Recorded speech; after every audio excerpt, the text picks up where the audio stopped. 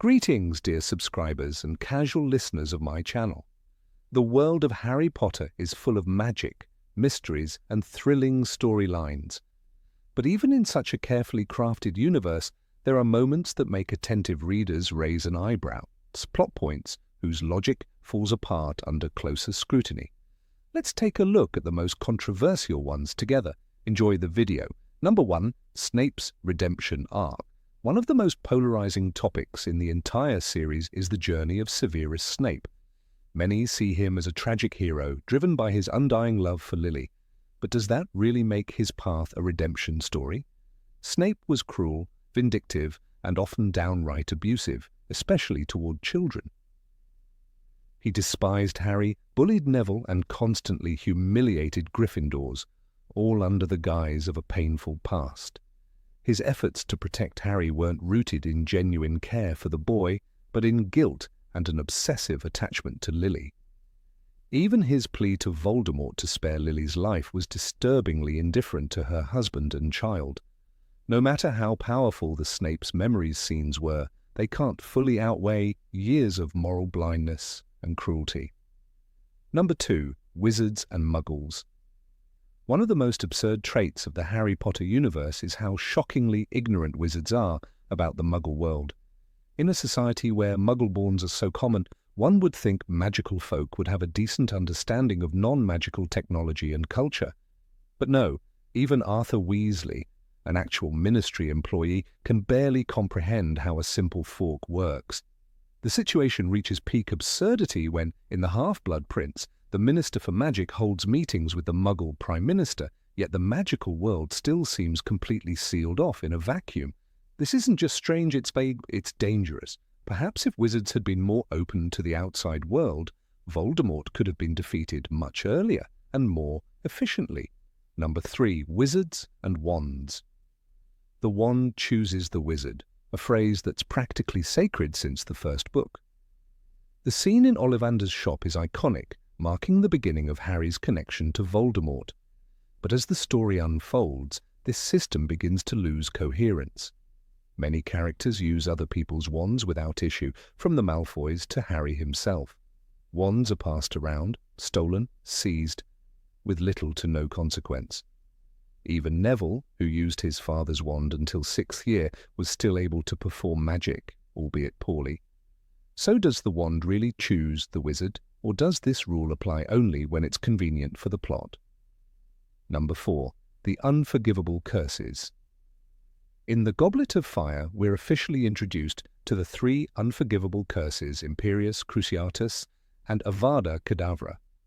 Using them is a grave crime, punishable by a one-way trip to Azkaban. But here's the paradox. Some things that are just as dangerous aren't banned at all. Take love potions, for example. These brews effectively strip someone of their free will, much like the Imperius Curse, yet they're sold freely in shops, and even students secretly slip them into each other's drinks. Why is one considered a crime, while the other is treated like a harmless prank? Where's the logic in magical law? Number 5. Peter Pettigrew. Peter is weak, cowardly, and utterly lacking in charisma.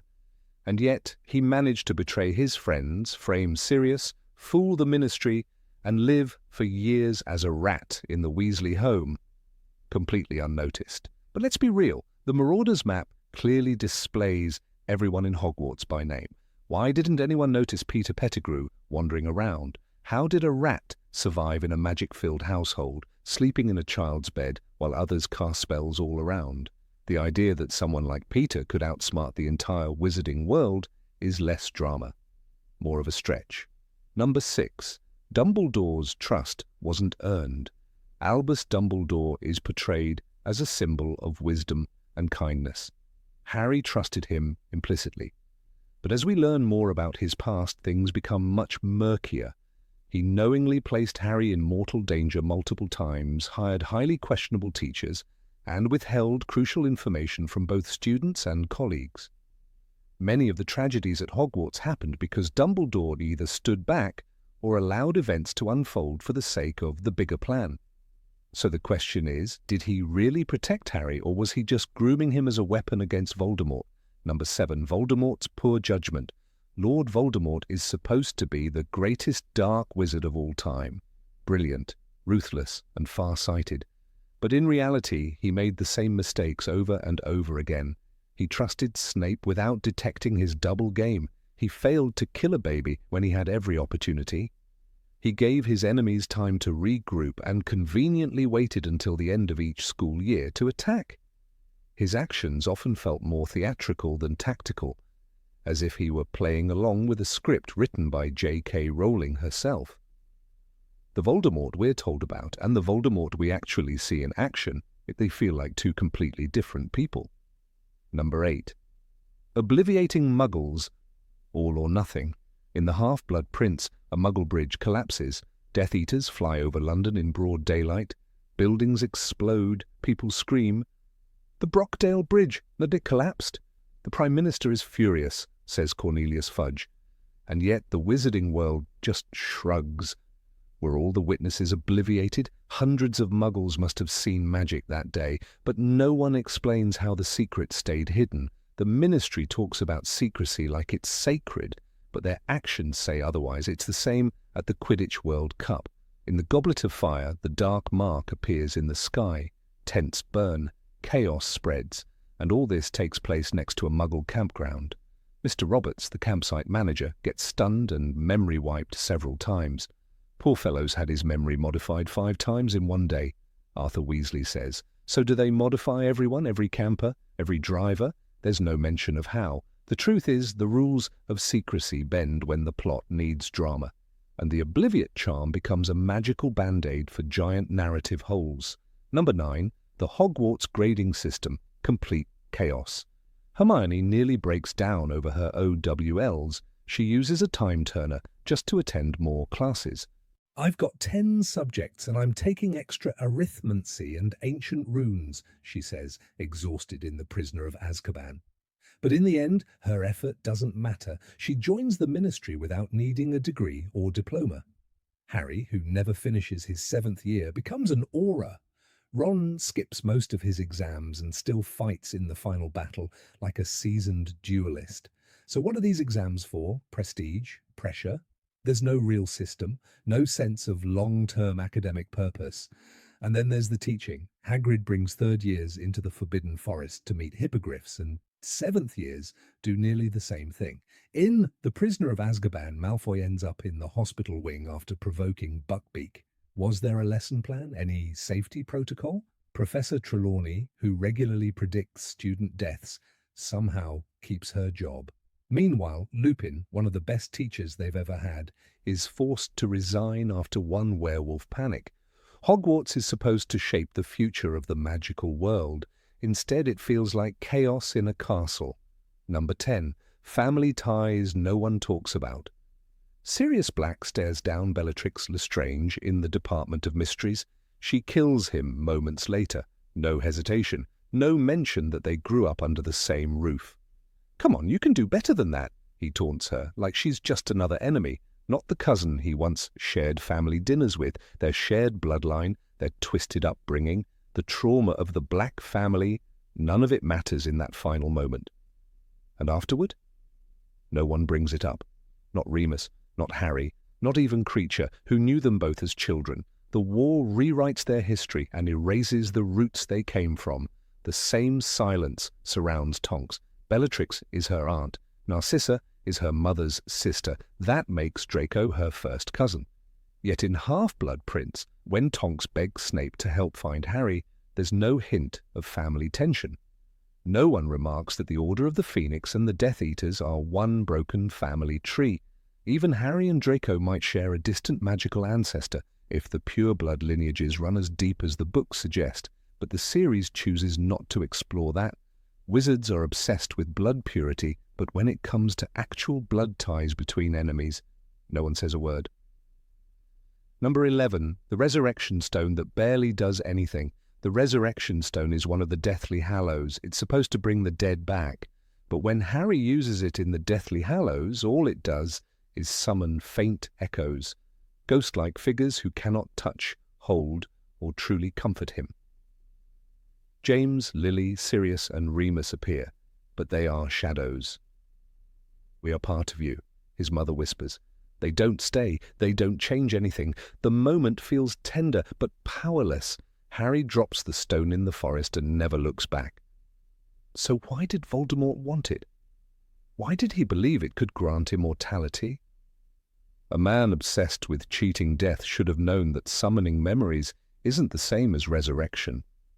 The Peverell tale may call it a gift, but in practice it's nothing but a cold illusion. Dumbledore admits as much.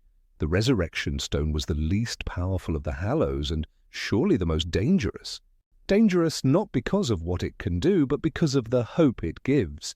Hope that dies the moment you try to hold it. Number 12. Living portraits and limitless magic, the fat lady screams when Sirius Black slashes her portrait.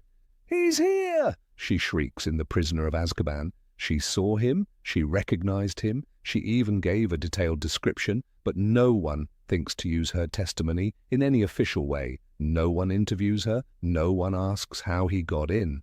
Her information fades into the background like gossip, not evidence.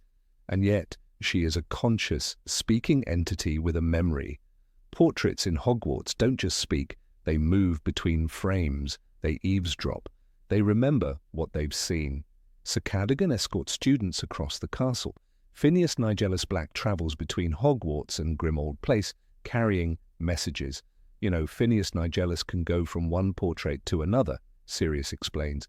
This isn't decorative magic, it's surveillance, and it's never used for real protection, never used to stop an attack, not even once. Dumbledore's portrait remains active after his death. It gives advice, it shares memories, it communicates with Snape in the Deathly Hallows. "You must be the one to kill me, Severus," the portrait tells him, passing on orders from beyond the grave. That's not just a painting, that's Dumbledore, or something close to him. So why doesn't anyone ask him what really happened the night he died? Why doesn't the Ministry demand access to such a valuable resource? The truth is, portraits are treated like furniture. They talk, but no one listens. They witness everything, but no one asks. In a world where battles are fought over secrets, Hogwarts is filled with walls that could speak truth, and no one ever bothers to hear it. It's as if magic creates miracles and then forgets what to do with them. Number 13. Elf magic is stronger than human magic, but no one says a word. In the world of wands and duels, house elves are the forgotten giants, creatures who don't need wands, who bend magic to their will with a snap of their fingers. Dobby proves it again and again. He disapparates inside Hogwarts, something even Dumbledore cannot do without special permissions. In the Chamber of Secrets, Dobby blasts Lucius Malfoy across the hall with a mere gesture. No wand, no incantation, just raw, ancient power. So why does no one ask how that magic works? Why don't scholars study it? Why didn't the Order of the Phoenix recruit elves into the war effort? In The Half-Blood Prince, Hogwarts is under threat, students are being attacked, and yet house elves are in the kitchens stirring stew, not on the walls, not in the fight. No one says, let's ask them for help. Not even Hermione, who fights for their rights, thinks to ask about their magic. She frees them but never learns from them. It's not just about power, it's about what that power represents, a magic that is old, instinctive, and possibly stronger than anything taught at Hogwarts.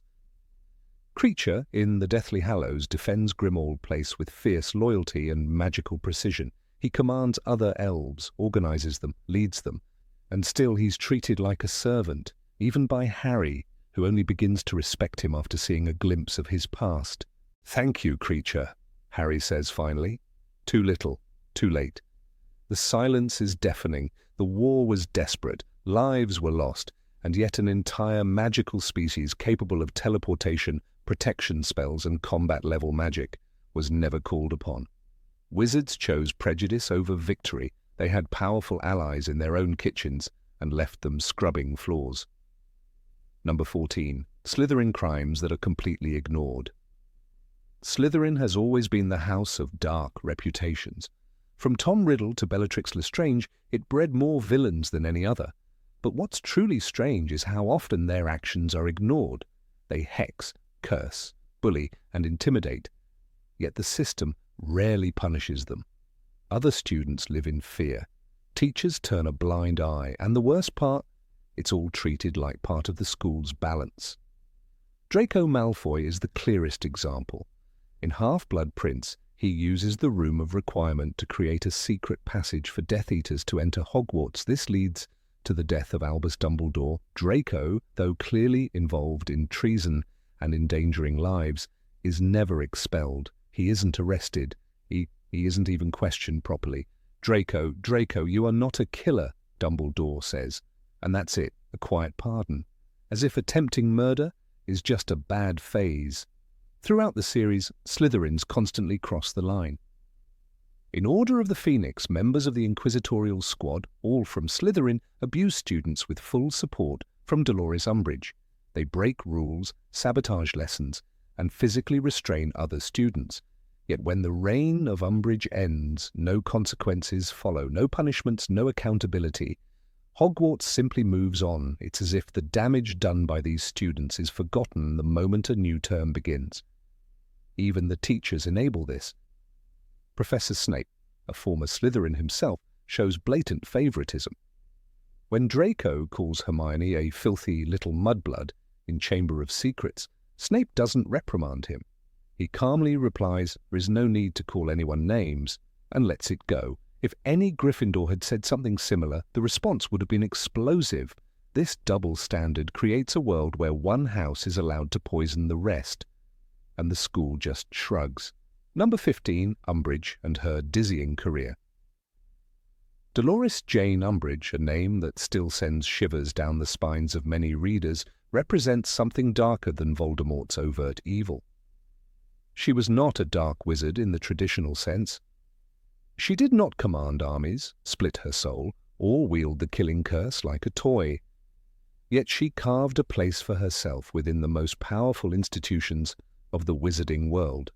Her ascension to power, cloaked not in shadows, but in pink cardigans and decorative kitten plates, exposes something deeply disturbing about the world J.K. Rowling created. It is not just that Umbridge was evil, it is that the system embraced her. From the first moment she appears in Order of the Phoenix, Umbridge is wrapped in hypocrisy. Her sugary smile barely conceals her cruelty, and her official role as Senior Undersecretary to the Minister for Magic belies the influence she truly wields. What is most shocking is not the extent of her power, but the speed and confidence with which she uses it. Within days of arriving at Hogwarts, she is appointed High Inquisitor, a newly created title that grants her authority over the professors, curriculum, and student life. The decree comes directly from the Ministry. No discussion, no consent, just raw, unchecked power, cloaked in bureaucracy. Her reign of terror at Hogwarts is not an accident or a misunderstanding. It is state-sanctioned tyranny. She uses blood quills to punish students. She bans clubs, censors speech, fires professors. The Ministry turns a blind eye. In fact, it supports her because she embodies exactly what the Fudge administration wants: control. Progress for the sake of progress must be discouraged, she says to the students, an ominous echo of every authoritarian regime in history. Her sadism is not only tolerated, it is encouraged, provided it serves the political agenda of the moment. But the deeper question remains, how did she get there? The books offer only hints.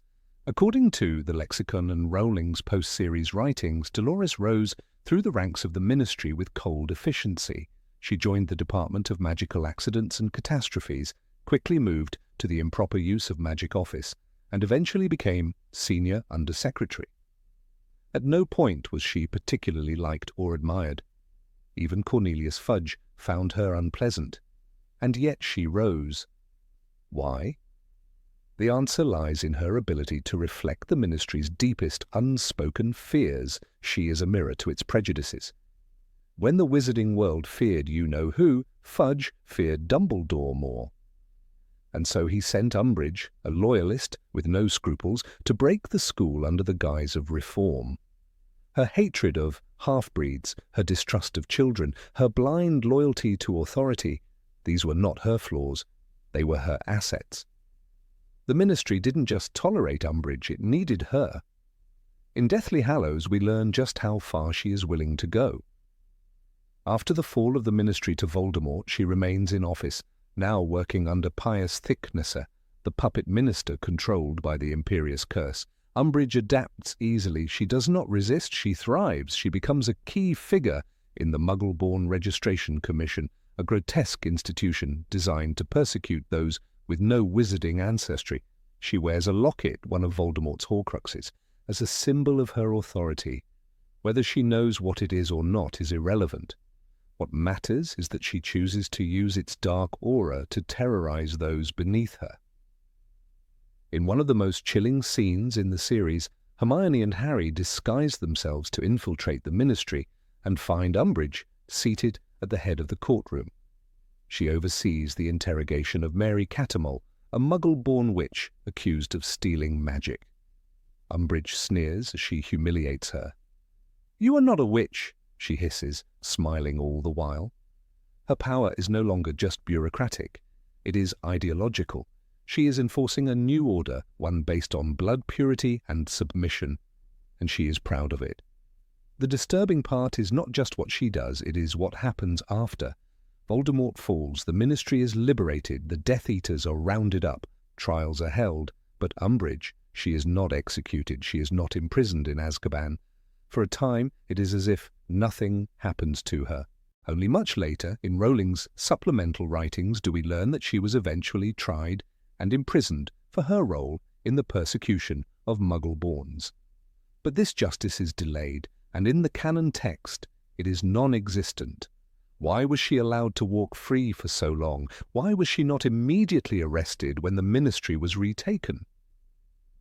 The answer may lie in the uncomfortable truth that the system she served never truly saw her as a villain. Even after Voldemort's defeat, many of her beliefs likely still resonated with those in power. Her bureaucratic language, her obsession with order, her disdain for dissent, all of it fits neatly within the conservative institutions of the wizarding world. She was evil, yes, but she was legal. Consider this. Umbridge was never a Death Eater. She never bore the dark mark. She never aligned herself with Voldemort in name. This gave her plausible deniability. She could always claim she was just following orders, just upholding the law. The law, after all, had been rewritten to suit the new regime. She didn't betray the Ministry. She was the Ministry. Rowling uses Umbridge to critique the banality of evil, a concept famously explored by philosopher Hannah Arendt. Evil, Arendt argued, is not always monstrous. It often wears a uniform, files paperwork, smiles politely. Umbridge does not cackle or scream.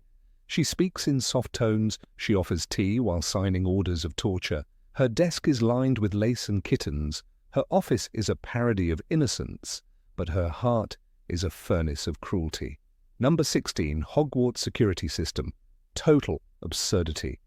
Of all the mysteries hidden in the pages of Harry Potter, perhaps none is more perplexing than the supposed security of Hogwarts School of Witchcraft and Wizardry. Repeatedly hailed as one of the safest places in the magical world, this iconic castle is protected by centuries-old spells, enchantments, and magical creatures.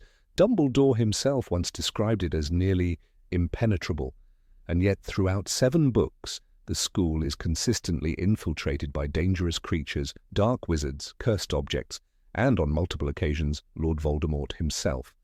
The supposed security of Hogwarts, when examined with any seriousness, begins to look more like a myth wrapped in wishful thinking than a reality. Every year, students return home with stories that should terrify even the most liberal of wizarding parents, and yet, inexplicably, they keep coming back. The first year of Harry Potter's education sets the tone for the chaos to follow. A full-grown mountain troll finds its way into the dungeons. A troll, an enormous, stupid, violent creature that nearly crushes Hermione Granger in a bathroom. This event is so jarring that even Professor Quirrell, the supposed defense against the dark arts expert, faints. There is no explanation as to how the troll got in, no sign of alarm spells or preventative enchantments. The teachers scramble in confusion, and students are told to return to their dormitories without any proper protection. If not for Harry and Ron's reckless bravery, Hermione might have died. One must wonder how the faculty, who consider Hogwarts the safest place after Gringotts, failed to anticipate such a breach. But the troll was only a prelude. As it turns out, Professor Quirrell himself, possessed by none other than Lord Voldemort, had already been living inside the castle for months. Dumbledore, Snape, McGonagall, none of them suspected a thing. A teacher who couldn't even finish a sentence without stammering was carrying the darkest wizard of all time on the back of his head. He was even entrusted to guard one of the most dangerous magical objects ever created, the Philosopher's Stone.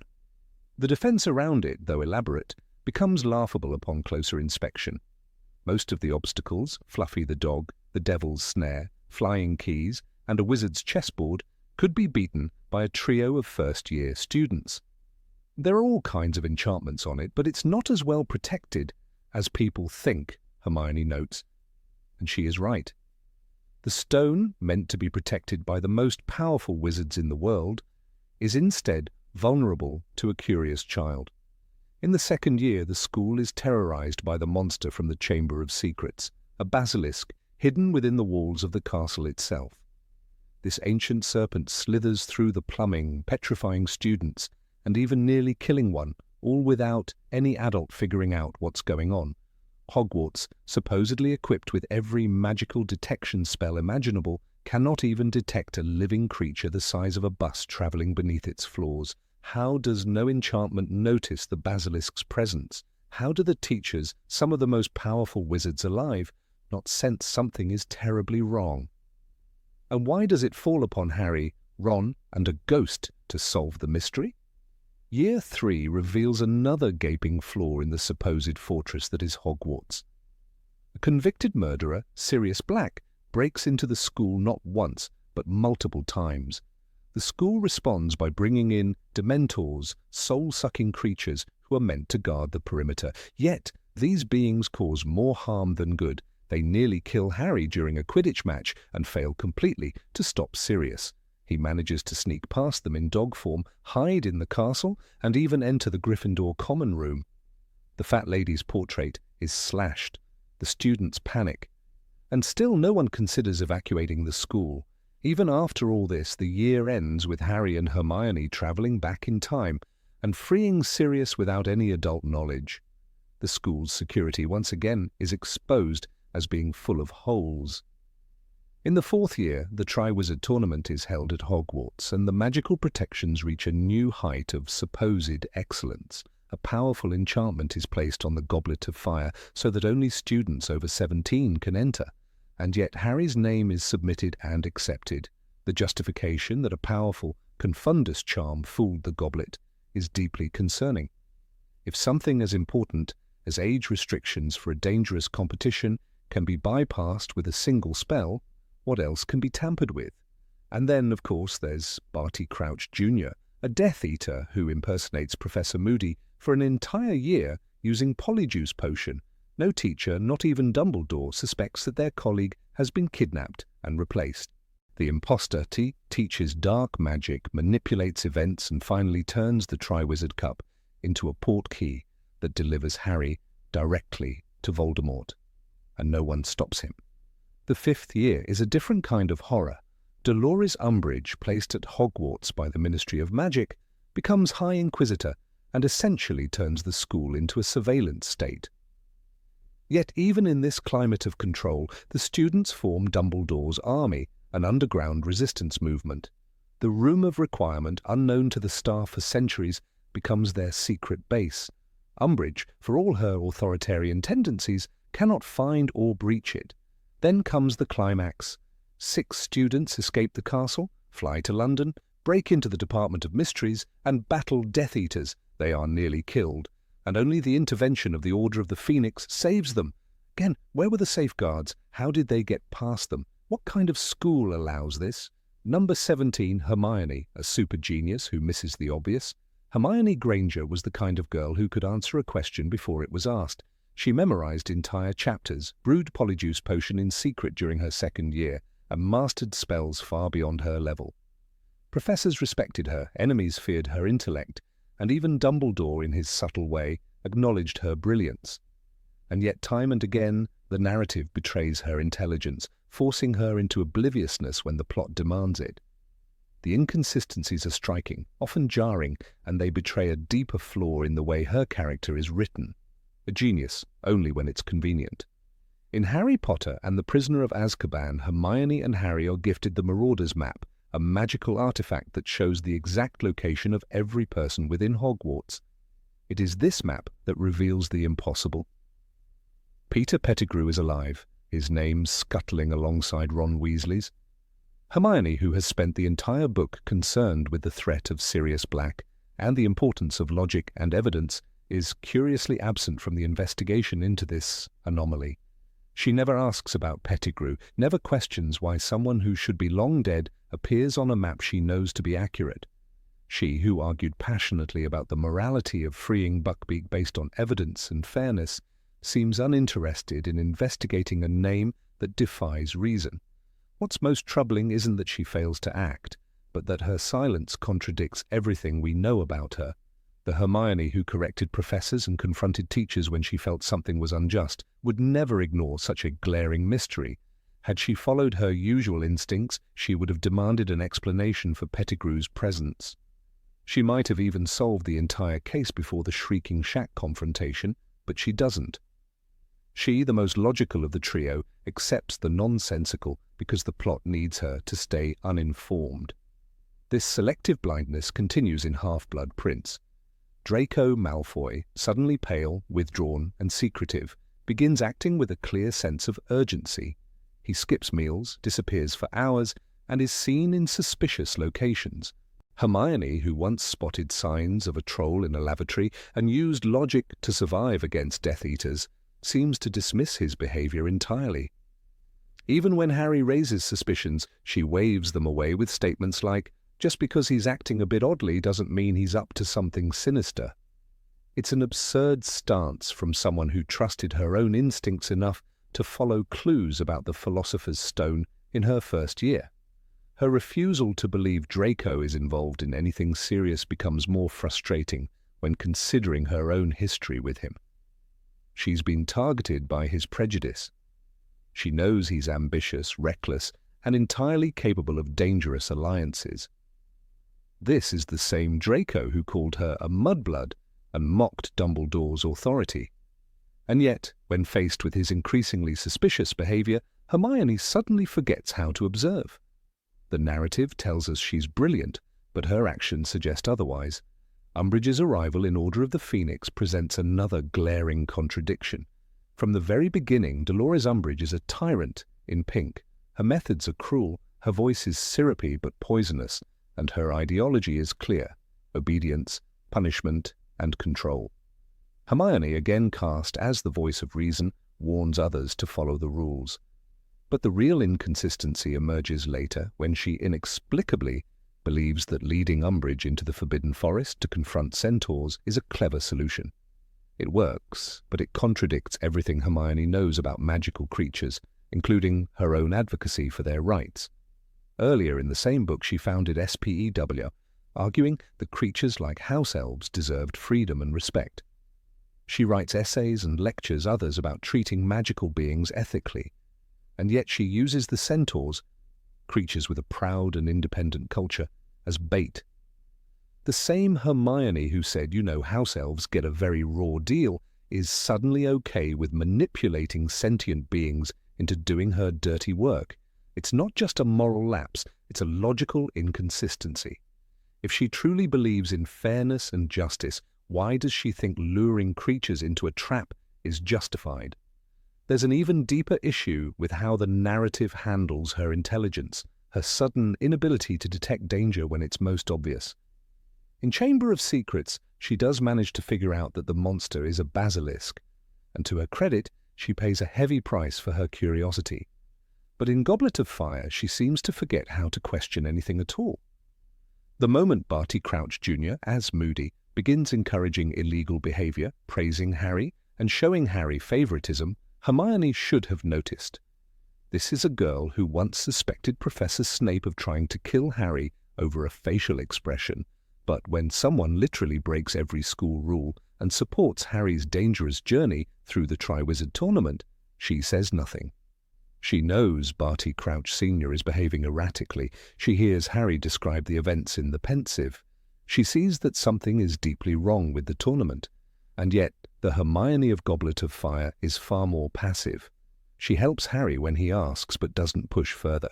The Hermione from the earlier books would have stayed up all night researching ways to unmask an imposter. Instead, she lets the story unfold around her, her genius switched off.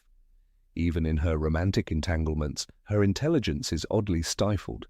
Ron's jealousy and immaturity are recurring themes. She sees how he mocks her, how he flirts with Lavender Brown purely out of spite, and how he fails to support her emotionally.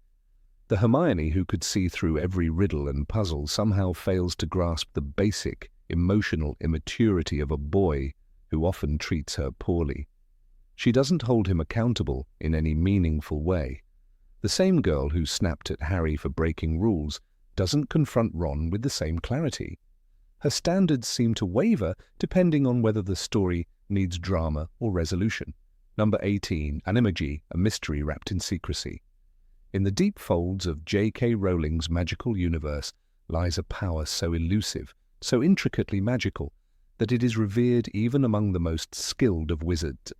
The art of animagus transformation, the ability to shift one's human form into that of an animal at will, is presented as an almost mythic feat in the Harry Potter series. McGonagall is described with reverent awe as the only known registered animagus in a century at Hogwarts, a statement meant to reflect the rarity of this ability. And yet, paradoxically, we discover that 3 schoolboys, Sirius Black, James Potter, and Peter Pettigrew, managed to secretly master this magical discipline without any adult supervision, without registration, and most critically, without the Ministry of Magic ever noticing. To understand the magnitude of this narrative inconsistency, one must look at what the books explicitly say about animagi. In Harry Potter and the Prisoner of Azkaban, it is Professor McGonagall herself who outlines the gravity of the animagus transformation.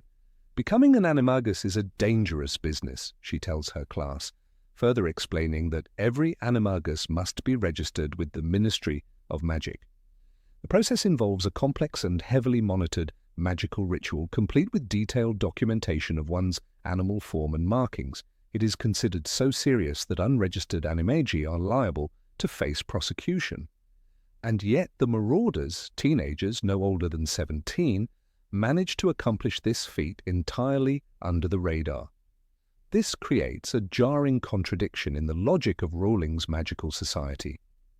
If the ministry requires strict regulation for animagi, with the rationale being safety and national security, then how did it overlook the unregistered transformations of 3 young wizards attending one of the most watched schools in the magical world? Hogwarts, after all, is not just any school. It is a bastion of magical education where spells are monitored, misbehavior is often punished with the wrath of a caretaker like Filch, and even Harry's use of a broomstick without permission is quickly reported and punished.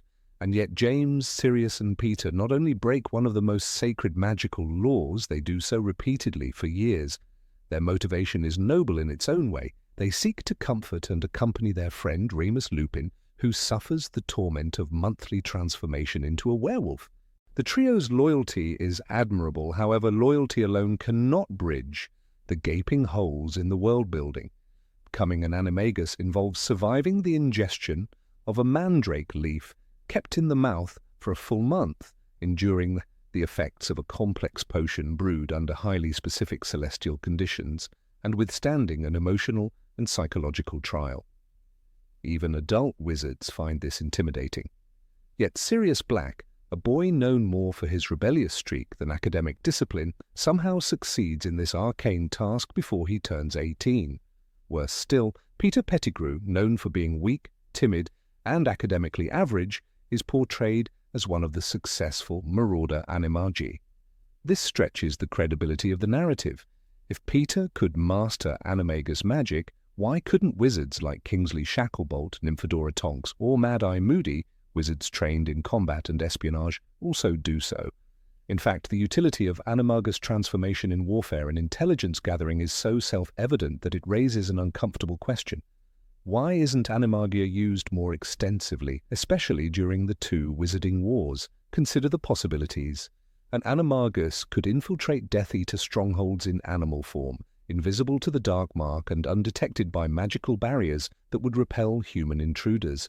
A ministry agent could fly, crawl, or slither their way into secret meetings, returning with valuable intelligence. During the First Wizarding War, such tactics could have changed the tide. Yet we are given no examples of this happening. Instead, the only known registered animagus is Minerva McGonagall, who uses her abilities primarily to assist in teaching and occasional dramatic entrances. There is an ironic twist to this oversight in logic. The same ministry that monitors Flu networks, tracks wand usage by underage wizards, and regulates apparition licenses seems utterly blind to illegal animagi. If 3 teenagers can become illegal shapeshifters right under the nose of Albus Dumbledore, arguably the most powerful wizard of his age, what does that say about the magical world's governance? Are we to believe that the same ministry that interrogated Harry for casting a simple Patronus under duress somehow failed to notice 3 students brewing illegal potions and performing powerful, body-altering magic? Rowling may have included the Marauders Animagus storyline for emotional and narrative weight. It creates a poignant picture of friendship and sacrifice, especially when juxtaposed against the betrayal of Pettigrew. However, the cost of this narrative beat is a break in the internal logic of her magical system. The wizarding world, as presented to the reader, is one of rigid structure, filled with rules, permissions, and bureaucracy. Yet this structure seems to collapse when it becomes narratively convenient. Furthermore, the nature of animagus magic is poorly explored. What are the risks? We are told it is dangerous, but we never see the consequences of failure. No character in the series suffers from a botched transformation. No horror stories exist, no warnings passed down, except vague statements from McGonagall. Even Rita Skeeter, an unregistered animagus who turns into a beetle, manages to conceal her form for years while reporting for the Daily Prophet. Again, this suggests a ministry incapable of detecting even the most flagrant abuse of its laws. Harry and his friends, despite their bravery and resourcefulness, never once consider learning animagus magic. Hermione, who creates magical coins to communicate with Dumbledore's army and brews Polyjuice potion in her 2nd year, never brings it up. Ron, who owns Scabbers, secretly Pettigrew in rat form, never finds anything odd about owning a rat that lives for over a decade. This blindness to magic that is both rare and incredibly useful seems inconsistent with the personalities and motivations of the main characters. The lack of clarity surrounding animagi also leaves open broader questions about magical training. Why isn't animagus transformation taught at Hogwarts, at least in theory? Why are there no classes, no elective modules, no textbooks recommended for those with the potential to learn? Given how useful such a skill could be, its absence in the curriculum feels like a lost opportunity both for characters and for the world building.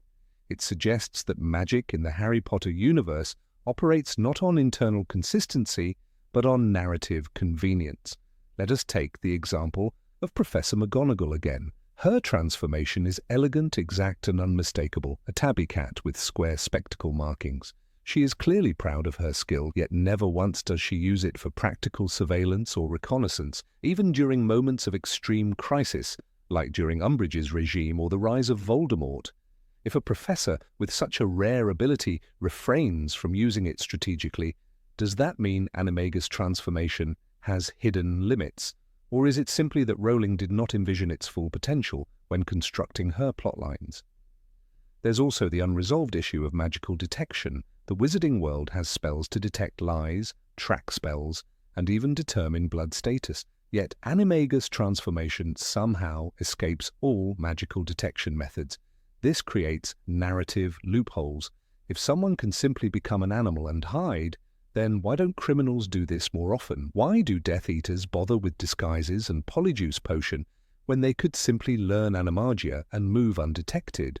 The lack of a magical countermeasure, such as an animagus revelio spell, undermines the very fabric of magical security. The Marauders map adds further confusion. This powerful magical artifact reveals the true names and locations of everyone at Hogwarts. It even identifies animagi by their human names. Peter Pettigrew, walking next to Ron, for example. This suggests the map detects the wizard, not the form. But then why does no other magical object in the world have this capability? Why is this map not studied, replicated, or used by the Order of the Phoenix or the Aura Office? It would be the perfect tool in a world where animagi can exist undetected. Even more bewildering is the emotional tone with which animagia is treated. In Prisoner of Azkaban, the revelation of Sirius and James becoming animagi is presented as a touching act of friendship. Lupin, reminiscing, speaks of it with fondness. "They did something for me that no one else would have done," he says. The emotional weight is genuine, but it cannot hide the glaring inconsistency. If it were truly that easy for teenagers to become animagi, then the entire adult wizarding population must be incompetent or uninterested. The secrecy surrounding animagus transformations also contributes to this narrative tension. Rowling describes the process as deeply personal, yet that secrecy becomes a shield for underexplained plot devices. When animagia is needed for character development, it appears, when it could be used for real-world solutions like finding Horcruxes or spying on enemies, it vanishes entirely. This pick-and-choose approach to magical laws damages the believability of the world. Perhaps the most jarring element is how the Ministry treats known animagi. Rita Skeeter is discovered as an unregistered animagus and blackmailed into silence by Hermione. Instead of reporting her to the Ministry, Hermione takes justice into her own hands. This suggests that even the main characters have lost faith in magical law enforcement. It also implies that unregistered animagia is not as dangerous or rare as initially stated, merely an administrative annoyance rather than a true crime. And in the final analysis, that is the true flaw in the animagus subplot. It begins with awe and mystery, evolves into an emotional symbol of friendship, and ends as a barely regulated nuisance.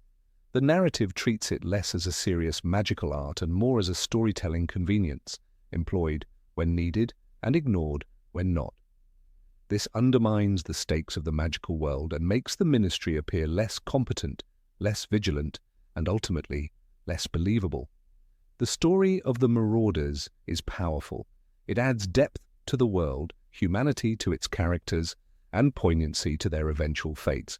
But it rests upon a contradiction, a secret so massive that it should have been impossible to keep, yet somehow remained hidden. In a world where wands are traced, spells monitored, and students punished for sneaking into the Forbidden Forest, 3 boys became illegal shapeshifters, and no one, not the teachers, not the Ministry, not even the Dark Lord himself, seemed to notice. That perhaps is the greatest magic trick of all. Number 19, becoming a Horcrux, a beginner's manual. The concept of the Horcrux is introduced in Harry Potter and the Half-Blood Prince as the darkest, most perverse of all magical practices. According to Professor Slughorn, whose tampered memory holds the secret of its introduction to young Tom Riddle, creating a Horcrux requires a wizard to commit murder, thereby ripping apart their soul. This torn fragment can then be sealed into an object, anchoring the wizard to the mortal world even if their body is destroyed. But despite the enormous moral, magical, and metaphysical implications, the books provide shockingly little clarity on the mechanics of this process, a gaping void in the logic of an otherwise meticulously crafted universe. Tom Riddle, still a student at Hogwarts, was already probing the limits of this forbidden knowledge. At the age of 16, he confronted Horace Slughorn with a calm curiosity, asking whether it was possible to create not one, but multiple Horcruxes. 7. Isn't 7 the most powerfully magical number? He asked, betraying not just his knowledge of the process, but also his ambition to fracture his soul into unprecedented pieces.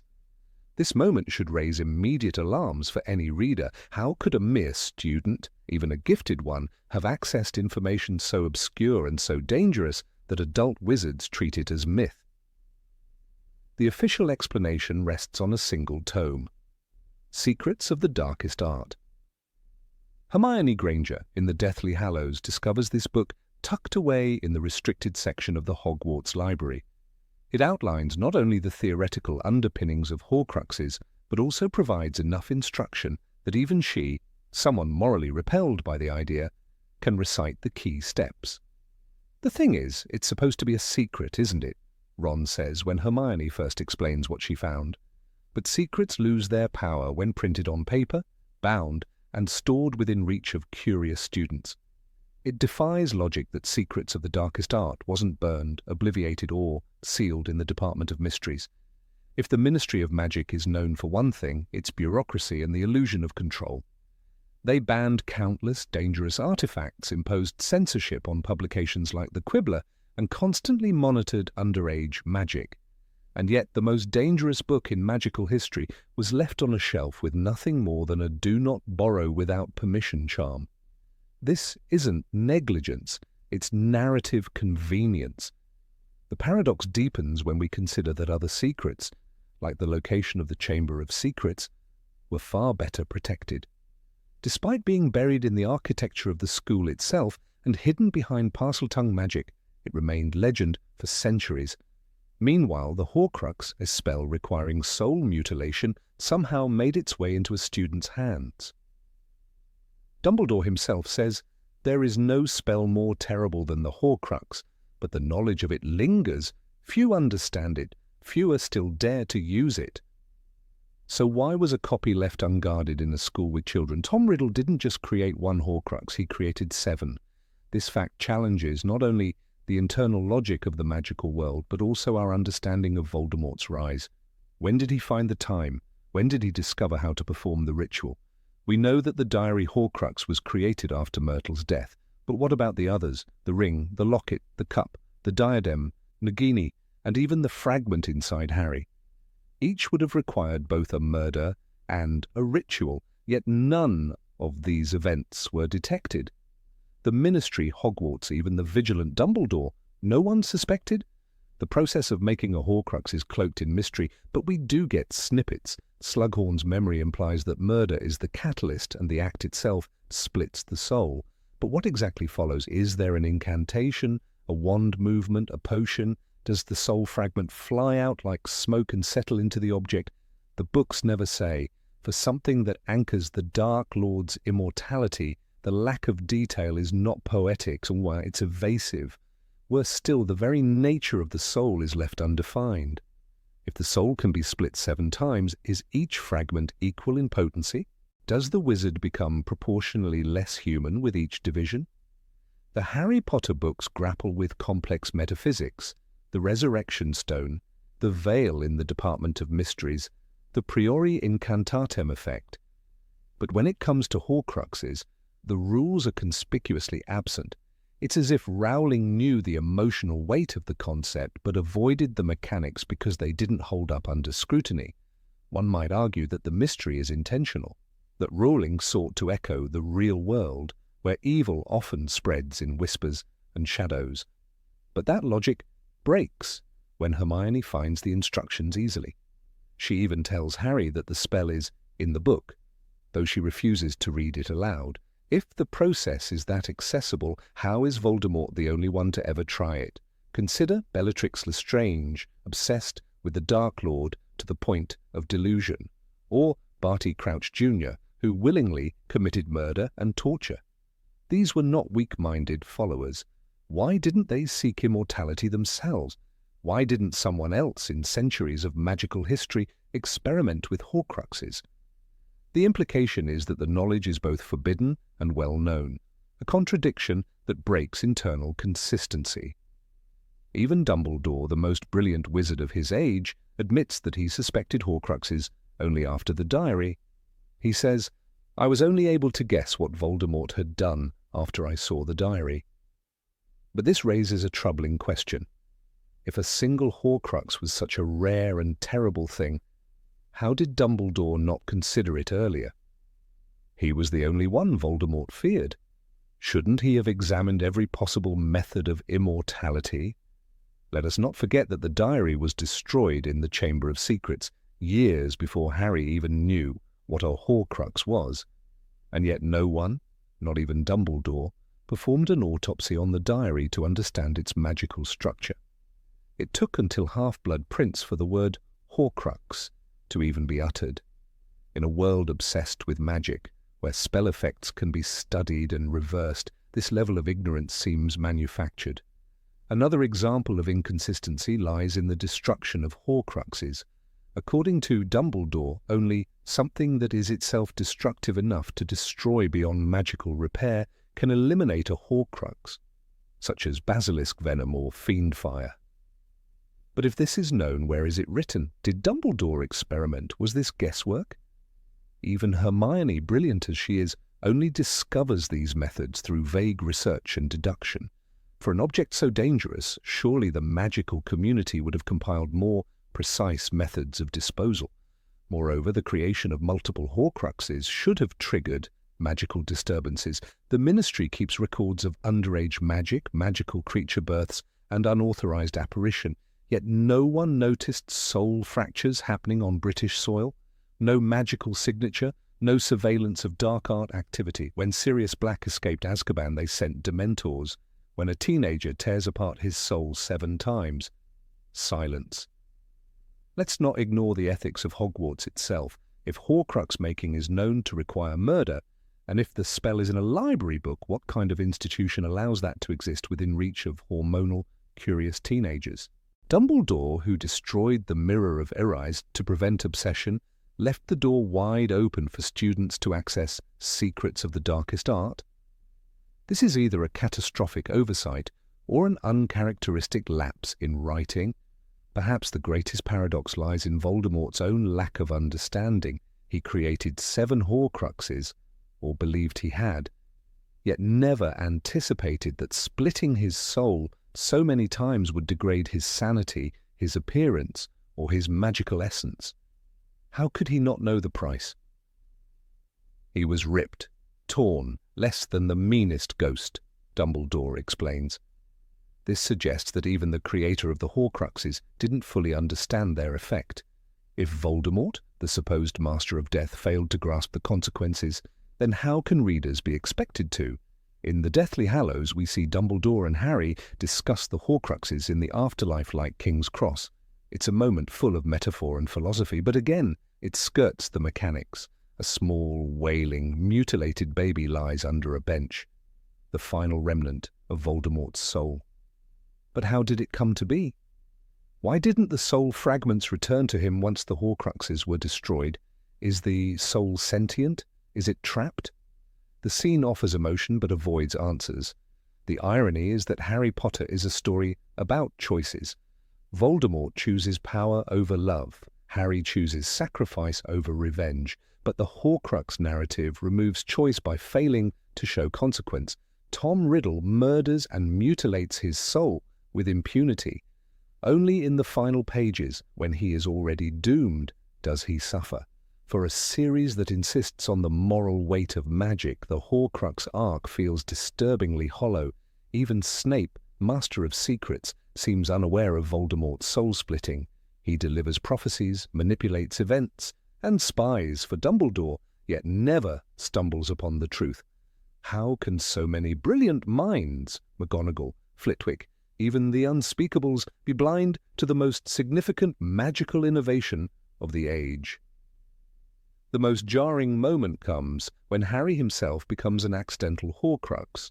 We're told that the soul fragment attached to him when Voldemort tried to kill him as a baby.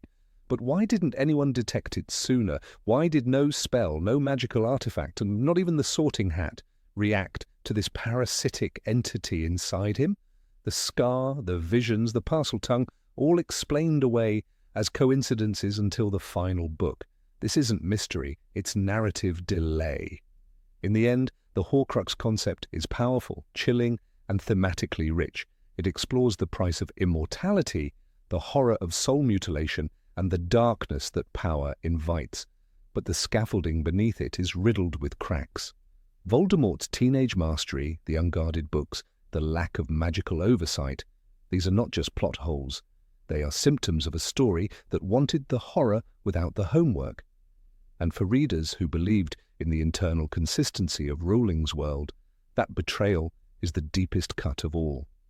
Number 20, Harry's forgotten blood protection. In the 5th book of the Harry Potter series, a powerful concept is introduced, one that seems to carry the weight of ancient magic and maternal sacrifice. Albus Dumbledore, ever the keeper of secrets and subtle magic, finally reveals to Harry that the true reason he was placed with the Dursleys was not merely out of obligation or convenience, it was due to a binding magical protection born from Lily Potter's ultimate sacrifice, a protection embedded in the very blood that runs through her sister, Petunia Evans. As long as Harry could call that place his home, he was shielded from Lord Voldemort's reach. While you can still call home the place where your mother's blood dwells, there he cannot touch you. He shed her blood, but it lives on in you and her sister. Her blood became your refuge. It is a stunning revelation. After years of abuse, cold meals, and a cupboard under the stairs, this detail reframes the Dursleys not as mere plot devices of hardship, but as reluctant participants in a web of powerful enchantments older than most living wizards understand. The protection is so absolute that even Lord Voldemort, who fears neither death nor damnation, cannot breach it. Dumbledore goes so far as to say that the blood charm will remain effective only so long as Harry can truly call it home, and that is precisely why Harry must return there each summer. Yet this intricate magical defense vanishes into the narrative ether almost as soon as it is conjured. In The Half-Blood Prince, the 6th book, the concept of the blood charm is quietly shelved like a broken wand in the room of requirement. Harry leaves the Dursleys' house with barely a backward glance. He does not linger at Privet Drive. He does not express concern about the timing of his departure, nor do others urge him to remain even a minute longer than needed to preserve the charm's protection. It's not even acknowledged that he is potentially severing the very anchor of an ancient magic that once kept the Dark Lord at bay. This abrupt narrative silence is jarring, especially considering the danger Harry faces. The magical world is now in full-blown war, Death Eaters roam freely, attacks on Muggle-borns increase, even the Ministry is compromised, and yet no one, neither Dumbledore nor the Order of the Phoenix nor the ever-meticulous Hermione Granger, mentions the blood charm again. No conversation occurs around preserving it, extending it, replicating it. The very fact that it had once saved Harry's life is lost in the flood of Horcruxes and half-blood secrets. One could argue that Dumbledore's death changed the plan, that his absence left Harry vulnerable in ways unanticipated. But even before Dumbledore's fall from the astronomy tower, no effort was made to ensure that Harry returned to Privet Drive in the same protective cadence that had been emphasized in previous years. The logic that dictated his compulsory visits every summer evaporated without so much as a wand flick. Even when the Order escorts Harry away in the dramatic Seven Potters scene, the protective enchantment is treated more like a countdown clock than an unbreakable charm. We are told it will break on Harry's 17th birthday, but the idea that proximity to the Dursleys matters at all is no longer central. The inconsistency is highlighted further by Voldemort's behavior. The Dark Lord is obsessed with prophecy, fate, and magical intricacies. He goes to extraordinary lengths to infiltrate Hogwarts, manipulate Draco Malfoy, and even attempt resurrection through arcane rituals. Yet he does not appear interested in the one charm that once destroyed him. He does not seek to unravel the mystery of Lily Potter's sacrifice or the blood magic that denied him a second victory.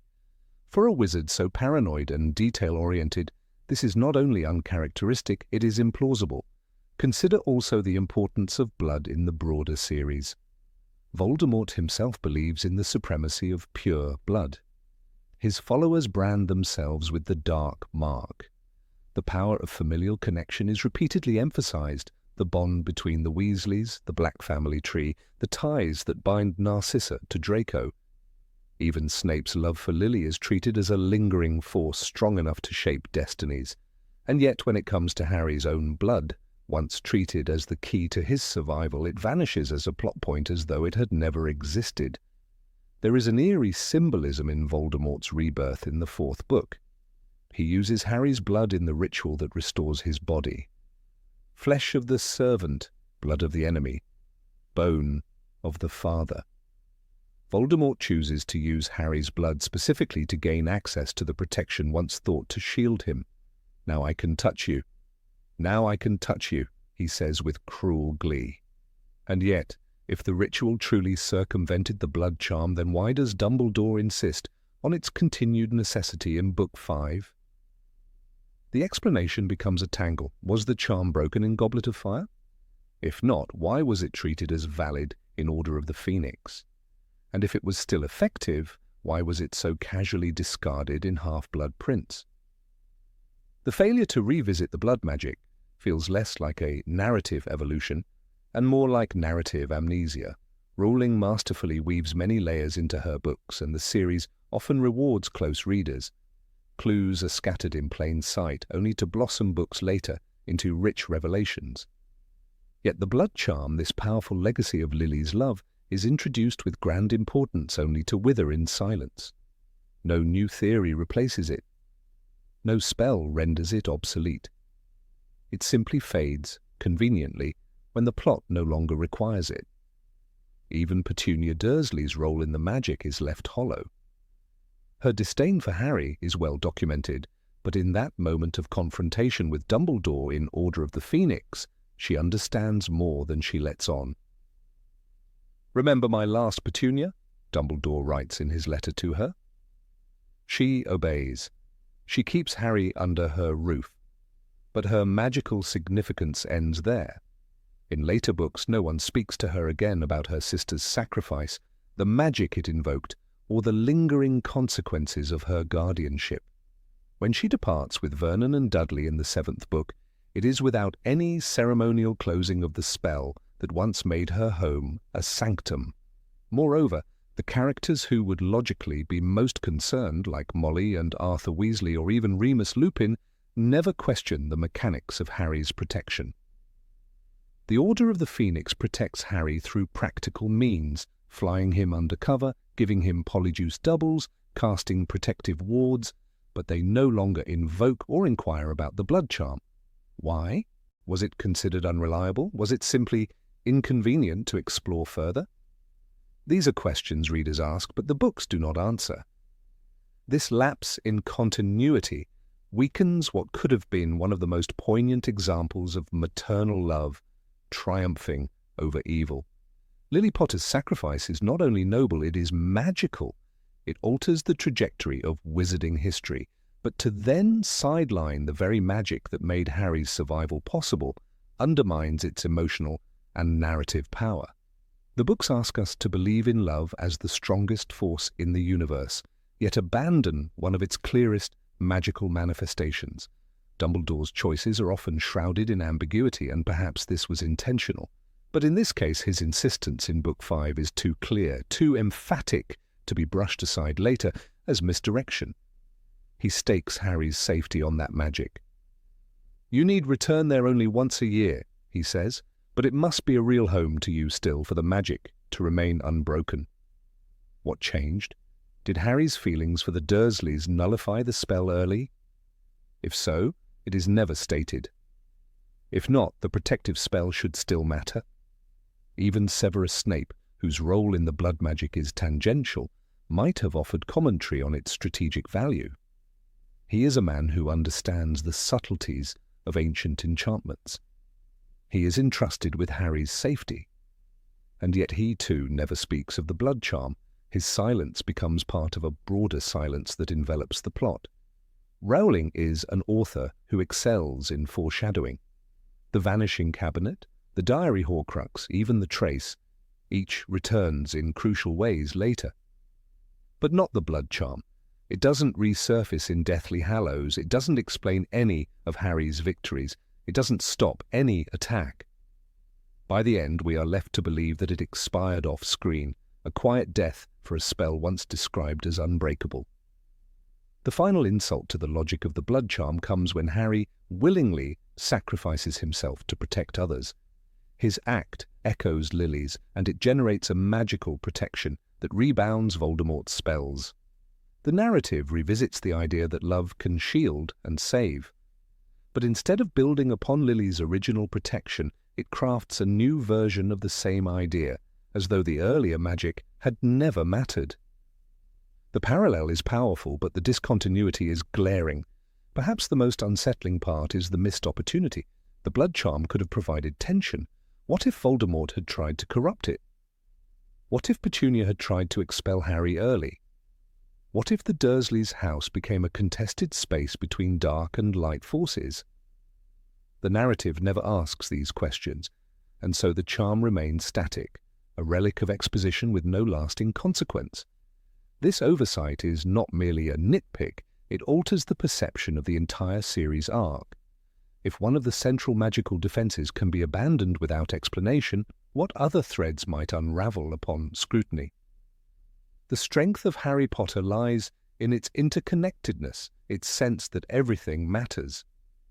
But here, one of the most emotional and potent spells is used once, explained dramatically, and then discarded like a used portkey. In the end, we are left with a memory of what might have been. A line of magic drawn in blood, spoken with reverence, and forgotten in silence. A sacrifice enshrined in lore, reduced to a footnote, and a boy who once lived, now simply leaves. Number 21, Muggle-borns and their sudden magic. The wizarding world is a place where rules bend, potions bubble, and owls carry letters across countries. Yet even in this enchanted realm, some things remain maddeningly unexplained. Among the many secrets buried in the corridors of Hogwarts and the shadowy corners of the Ministry of Magic, one enigma looms larger than most, the sudden, inexplicable appearance of magic in Muggle-borns. Hermione Granger, arguably the brightest witch of her age, was born to two perfectly ordinary dentists. No wands in the family, no enchanted heirlooms, no secret magical ancestry. And yet she receives a letter on her 11th birthday that hurls her into a life of spells, curses, and flying broomsticks. Why? This question lingers like a forgotten incantation. Rowling's magical universe, so rich in detail and emotion, curiously skips over one of its most groundbreaking phenomena. The books provide no real explanation for how magic manifests in those born of Muggle parents. It's casually accepted, normalized even, as though children suddenly setting their wardrobes on fire or making glass vanish at the zoo is just another day in the British education system. But this isn't just a whimsical plot point. It's a scientific anomaly that, in any serious society, would merit entire departments of study. Instead, the magical world shrugs and moves on. Let us revisit the scene in Philosopher's Stone where Professor McGonagall brings the news to the Dursleys that Harry is, indeed, a wizard.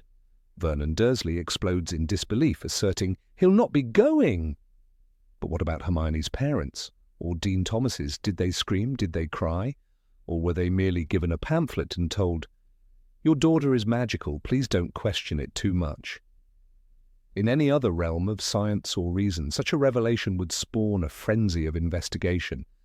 Magical genetics, magical anthropology, fields that seem absent or grossly underdeveloped in this world. The most glaring issue lies in the contradiction between blood purity ideology and the magical reality of Muggle-borns. The Malfoys, for example, pride themselves on generations of pure blood heritage. They treat Muggle-borns with scorn, referring to Hermione as a mudblood, a term so vile even Hagrid winces upon hearing it. Yet by any logical assessment, a Muggle-born manifesting magic is a miracle far more impressive than another pure-blood wizard emerging from a long line of them.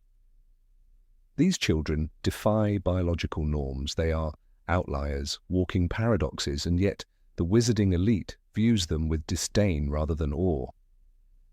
One would think that St. Mungo's Hospital or even the Department of Mysteries would invest resources into studying Muggle-born phenomena. But if they do, the books offer not a whisper of it. Are these births documented? Are there archives filled with data on magical emergence among non-magical lineages? Apparently not.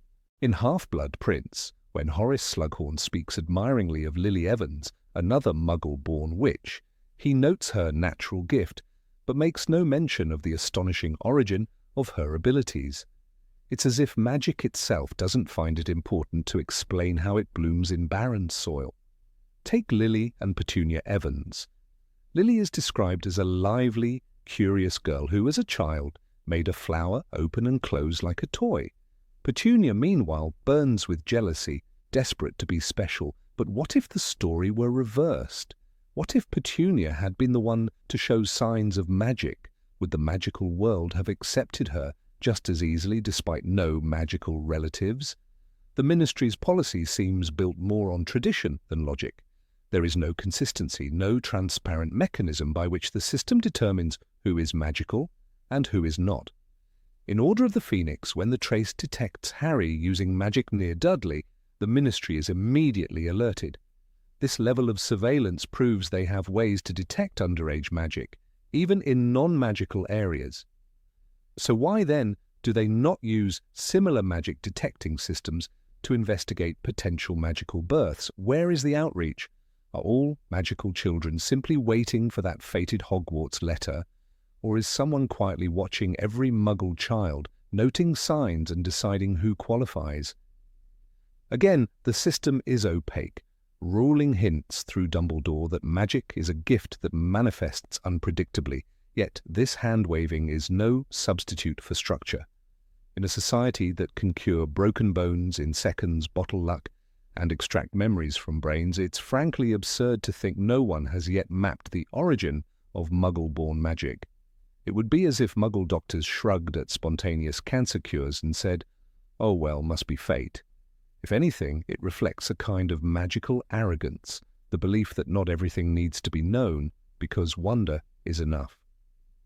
In a particularly telling moment in Chamber of Secrets, Ron says, "There's not a single witch or wizard who went bad who wasn't in Slytherin." To which Hermione instantly replies, "That's not true." But think of the implication. The wizarding world thrives on inherited stereotypes.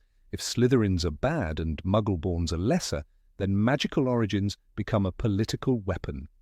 Why would a society so obsessed with lineage ignore the very thing that threatens it? Magic arising outside bloodlines. Perhaps because admitting that magic does not need ancestry would shatter the entire framework of superiority on which the pure blood ideology rests. Dean Thomas is another curious case. A Muggle-born raised by a Muggle mother, Dean's wizarding identity comes as a shock, yet the books gloss over this moment entirely. His father, we later learn, was a wizard who died at the hands of Death Eaters, refusing to reveal his identity to protect his family. But this subplot is buried in background lore, not central narrative. No one investigates whether magic can skip a generation, or if magical potential is somehow buried and reawakened. The question is left to fan speculation, not in-world inquiry. Contrast this with Squibs, non-magical children born to magical parents. Argus Filch, the bitter caretaker of Hogwarts, is a textbook case. He's mocked, dismissed, and marginalized for lacking magic. But if Squibs are failures of magical inheritance, then Muggle-borns should be seen as evidence of new magical genesis. Instead, both are treated as anomalies, one shameful, one barely tolerated. No systemic interest is shown in understanding either condition. The Ministry of Magic, for all its red tape and departments, lacks a known bureau dedicated to magical origin research. There is a Department of Mysteries, true, but it remains shrouded in such secrecy that no clear information surfaces about what they study. Time, death, love, perhaps. But where is the Department of Magical Biology, of magical inheritance? Such institutions should be pillars of wizarding academia. After all, if wands can choose their owners, why shouldn't the magical world want to know how magic chooses its hosts? And what of the Hogwarts professors, the supposed intellectual elite of the wizarding world? Do they mentor Muggle-borns differently? Is there a curriculum for children who grew up outside magical culture? We never hear of one. Hermione, brilliant as she is, must learn everything on her own. There are no orientation sessions, no introductory courses on wizarding customs. If magic is known to arise in Muggle-borns, surely the school would have better systems in place. Instead, tradition reigns. They are thrown in wand first and expected to swim. Even more unsettling is how magical society keeps Muggle-borns in a kind of intellectual limbo. Once they enter the wizarding world, they are expected to abandon their previous life. Hermione never again mentioned school subjects she once excelled at, like mathematics or science. Why isn't there any effort to merge Muggle knowledge with magical practice? Couldn't a scientist help investigate magical energy? Couldn't a biologist trace magical genes? The isolation is not just cultural, it is intellectual, and it feels deliberate. What might be even more bizarre is the complete absence of magical outreach to Muggle sciences. If Muggle-borns exist and magic can appear seemingly randomly, wouldn't it make sense to collaborate, even discreetly? Perhaps a hidden branch of magical researchers could operate in tandem with Muggle geneticists. But this doesn't happen. The magical world remains willfully cloistered, uninterested in the greatest mystery it hosts, its own origins. In Deathly Hallows, when Voldemort rises to power, he begins rounding up Muggle-borns under the assumption that they stole magic. This absurd accusation is treated as pure bigotry, which it is. But what's fascinating is that no one from the Ministry steps forward to scientifically debunk it.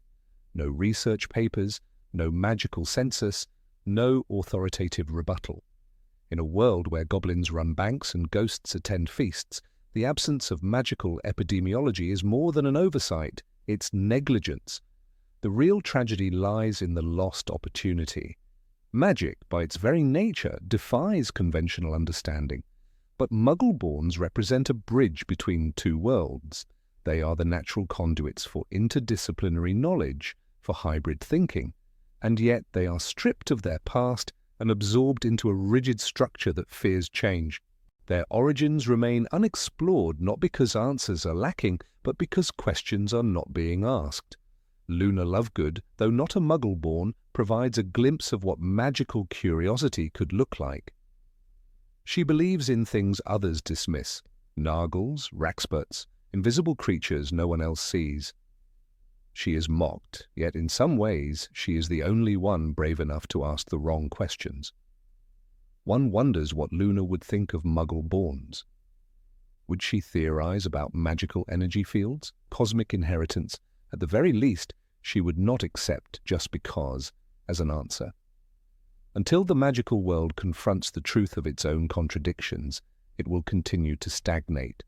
It cannot claim superiority while ignoring the science behind its greatest miracles. Muggle-borns are not just students, they are case studies in magical evolution. Their presence demands analysis, not assimilation. In any just society, Hermione Granger would be not only respected, but studied, not as an object, but as a phenomenon. Her magic, arising from non-magical roots, is the key to understanding the very nature of wizard-kind. But the books remain silent. There are no white papers from St. Mungo's, no lectures from Dumbledore on the origins of magical blood, no classes taught at Hogwarts about how magic emerges from Muggles. The story moves on unbothered. The mystery remains unsolved. And perhaps that is the most magical and most frustrating element of all. Number 22, the mechanics of time, and how they're totally ignored. Of all the wondrous spells, creatures, and artifacts that populate the magical world of Harry Potter, few ideas were as bold or as quietly abandoned as the Time Turner. Introduced in Harry Potter and the Prisoner of Azkaban, it dazzled readers with the thrill of looping timelines, secret rescues, and the hypnotic image of Hermione Granger studying beyond the limits of time itself. Yet just as quickly as it appeared, the concept vanished into silence, never again returning in a meaningful or logical way, despite the chaos that engulfed the wizarding world in the books that followed. This curious narrative silence poses a question too loud to ignore. Why did such a powerful device, capable of rewriting history, never change the course of greater tragedies? The Time Turner was introduced with elegance and intrigue. Professor McGonagall discreetly provided Hermione Granger with the device at the beginning of her third year at Hogwarts, enabling her to attend multiple classes scheduled at the same time. "We've been covering up for her," Ron said in disbelief when he and Harry finally discovered the secret. But this curious object, thin as a chain and innocent-looking as a watch, had the power to bend time. More than a convenience, it was a philosophical revolution in a locket. And yet, its enormous implications were treated not with awe, but with remarkable narrative restraint. By the end of The Prisoner of Azkaban, the Time Turner became the centerpiece of one of the most iconic moments in the series. After Sirius Black is captured and condemned to the Dementor's kiss, and Buckbeak the Hippogriff is sentenced to death, Dumbledore urges Harry and Hermione to save more than one innocent life. They turn the device 3 times, stepping 3 hours into the past. What follows is a dazzling ballet of cause and effect. Harry conjures a Patronus to save himself and Sirius. Hermione mimics the sound of a howling wolf to lure Professor Lupin away. They hide in plain sight, careful not to be seen. The past is rewritten before our eyes. This moment was not just visually compelling, it was profound. For a series rooted in magical realism, this was the first time Rowling dipped into science fiction. Time, that untouchable fabric of life, was suddenly malleable. The consequences of such power were whispered rather than shouted, hinted at rather than explored. Yet this event, 2 students defying fate, slipping into the past to rescue a man wrongly accused and a creature wrongly condemned, was world-altering. It suggested that with the right knowledge, mistakes could be undone, death could be prevented, injustice could be reversed, and yet this idea, once planted, was never watered. When Harry Potter and the Order of the Phoenix rolled around, the Ministry of Magic was revealed to be hoarding several time-turners. They sat, unused, in a locked room in the Department of Mysteries. It was a chilling realization. Time travel was not a secret. It was known, it was monitored. And in the hands of the Ministry it was stored like a dangerous weapon, rarely discussed, never wielded. This becomes even more baffling when considering the events of the Order of the Phoenix itself. Sirius Black dies in the Ministry, falling behind a veil that swallows his body and soul. Harry is devastated. He has lost the only parental figure he ever truly had. And yet no one suggests using the time-turners to go back just an hour, just a moment, to stop the death. Not Dumbledore, who once endorsed their use. Not the Ministry, which surely had the capacity. Not Hermione, who knew firsthand how they worked. The silence around the possibility is thunderous. The narrative attempts to answer this absence obliquely. During the battle at the Ministry, all the time-turners are destroyed, shattered in their glass cabinets amid the chaos. But this only raises more questions. Why were they kept in a place so vulnerable? Why was such dangerous magic stockpiled and yet never utilized for meaningful intervention? And more pressingly, why before they were destroyed did no one ever try? The greatest contradiction lies in Dumbledore himself. A master planner, Dumbledore is often depicted as a man who sees beyond the moment. He manipulates events from behind the scenes, sets traps for dark forces, and safeguards Harry with chilling precision. Yet he never attempts to use time to fix the worst mistakes of the wizarding world. Not when James and Lily Potter die. Not when Cedric Diggory is murdered. Not when countless others fall. In The Half-Blood Prince, Dumbledore faces death knowingly, never once suggesting that time might offer another path. If the time-turner had the ability to save one man and one creature, why not more? Why not use it to stop Voldemort before he rises again? Why not return to the moment he attacks the Potters and prevent the entire saga from beginning? Even if such manipulation is dangerous, the mere existence of this possibility should be enough to change how society functions. Time travel, once real, does not vanish quietly into myth. It reshapes law, morality, politics. It changes everything. Rowling did offer some explanation in external interviews, suggesting that using time travel too often would break the story's internal logic. This may be true from a narrative perspective, but within the fictional world, this is not an excuse. It is a mystery, one that is never acknowledged. The magical community acts as if the event at the end of Azkaban never occurred. No history books record it. No wizards reference it. It is as if time, once turned, was forgotten. Even more puzzling is that Hermione was allowed to use it for schoolwork. Schoolwork! An object capable of rewriting fate was handed to a student to improve her academic performance. This casual use of such a powerful artifact makes the silence around its later use feel more absurd. It would be as if someone had the Philosopher's Stone to cook dinner and then locked it away when people started dying. If such things exist, their use must be reckoned with, not brushed aside. In the Deathly Hallows, as the battle for Hogwarts reaches its crescendo, lives are lost in every hallway. Fred Weasley dies in an explosion. Remus Lupin and Nymphadora Tonks perish in the aftermath. Colin Creevey, is cut down despite being too young to even be there, and yet the tragedy is accepted as inevitable. No one looks to the past for answers or solutions or second chances, not even to save a child. There's a chilling passage in The Deathly Hallows where Harry walks through the rubble of Hogwarts surrounded by the bodies of those who died for him. He sees Fred, Lupin, Tonks, lifeless. The reader aches with him, but if the magical world once turned time to save one hippogriff, how can it not try again for them? The question lingers, unanswered. It is not just a plot hole, it is a philosophical silence. The Time Turner is not alone in the magical world's inconsistency, but it is the most glaring. It is a tool so powerful that its absence feels louder than its presence. Its one use changed everything and then nothing. In literature, magic is often governed by rules, boundaries, costs, but time travel, once real, must carry consequences, and those consequences never arrived. Later additions to the canon, including Harry Potter and the Cursed Child, attempt to revisit the Time Turner with a new narrative, but these attempts only deepen the confusion.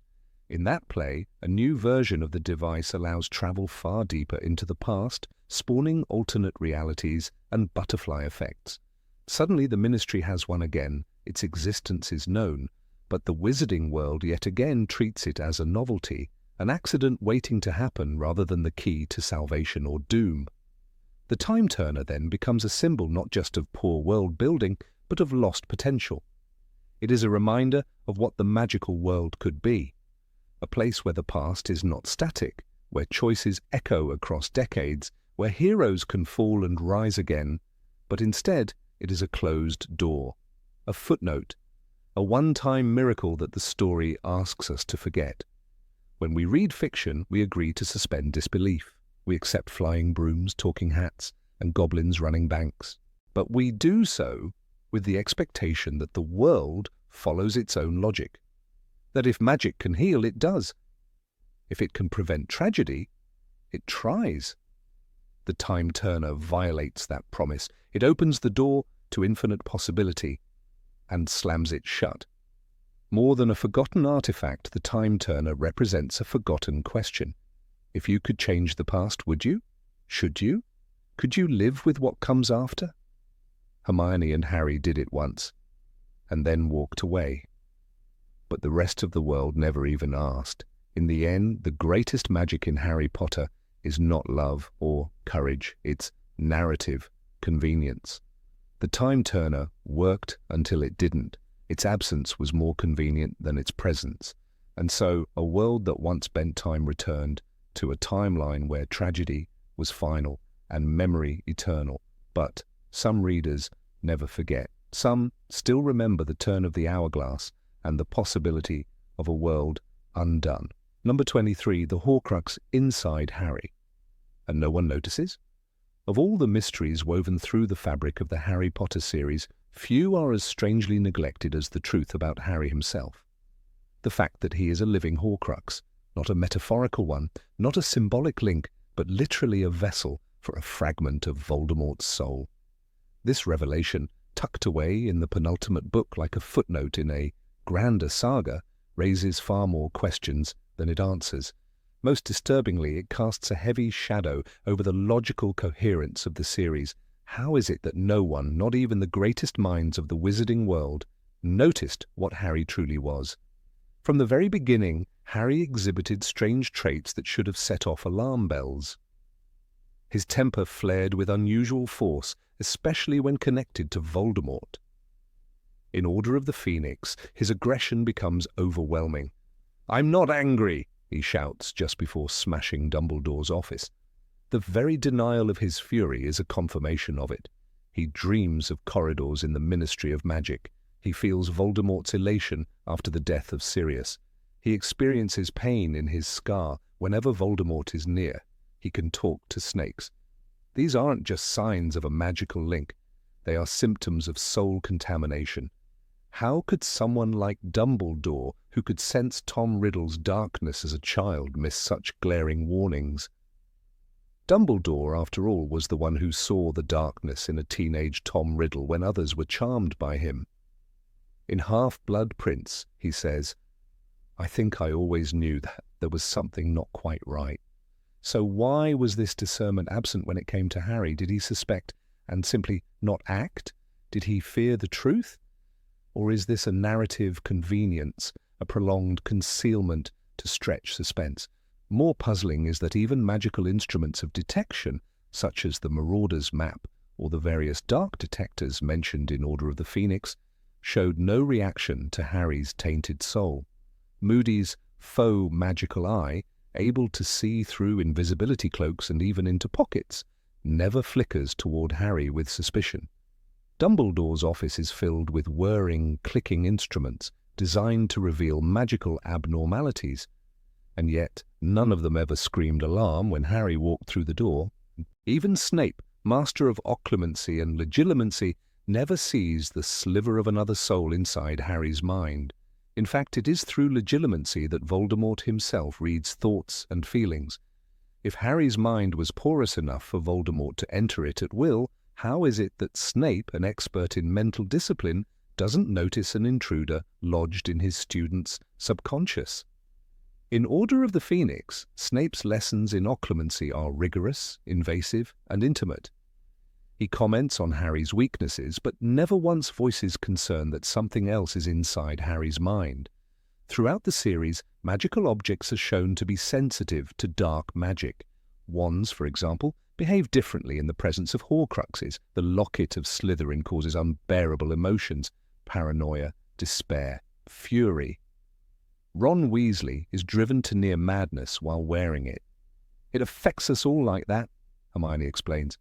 And yet Harry, a living, breathing Horcrux, is never rejected by magical artifacts, never causes protective enchantments to shiver or shatter. How can that be? Perhaps the most glaring inconsistency lies in the way other Horcruxes behave. The diary of Tom Riddle nearly consumes Ginny Weasley. It opens the Chamber of Secrets and manipulates her actions with chilling precision. When Harry holds it, it reacts, drawing him into conversation and memory. But Harry, carrying a soul shard within himself, never exerts such influence over others, nor does he feel any compulsion to protect the soul fragment, unlike Voldemort, who guards his Horcruxes obsessively. Why didn't Voldemort, of all people, sense that a piece of himself was lodged inside Harry? In Goblet of Fire, Voldemort touches Harry and remarks, "I can touch you now." His understanding of their bond seems limited to Lily's protection and Harry's blood, but not his own soul. This is especially hard to believe, considering how desperately Voldemort clings to his Horcruxes. He is obsessed with their integrity, even going so far as to murder to create them. That he would fail to sense his own essence within Harry seems implausible.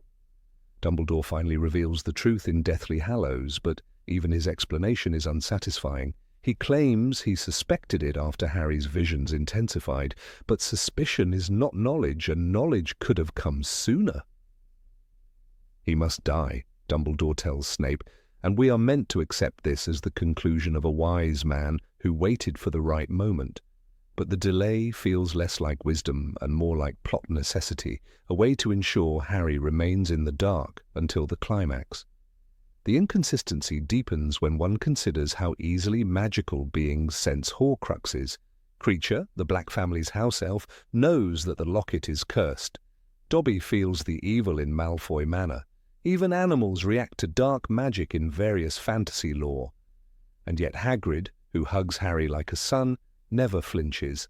Lupin, who smells emotions as a werewolf, never hints at anything unusual. No centaur, no ghost, not even a Dementor, reacts to Harry differently. Dementors, in particular, are known for sensing souls. They feed on them. When they approach Harry, they affect him more than others. But this is attributed to trauma, not the fact that he contains two souls. One might expect them to recoil or attack with more intensity, yet the text offers no evidence that they perceive him as anything but a tragic boy. Why is the presence of Voldemort's soul fragment never acknowledged in these encounters? In Prisoner of Azkaban, Professor Trelawney makes a chilling prophecy while possessed by a higher force. The Dark Lord will rise again with his servant's aid, The one with the power to vanquish him approaches. But the prophecy never mentions the Horcrux. It speaks of a chosen one, not a vessel. This is an important distinction, and it feels like a narrative dodge, a way to bestow importance on Harry while hiding the mechanics of that importance until it suits the plot.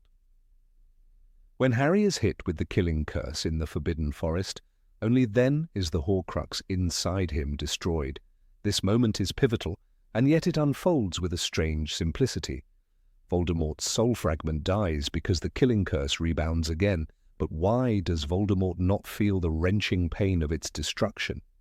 When other Horcruxes are broken, he reacts violently. He howls in rage when the locket is destroyed. He becomes unstable as his soul is shredded, but the death of the piece inside Harry evokes no such reaction.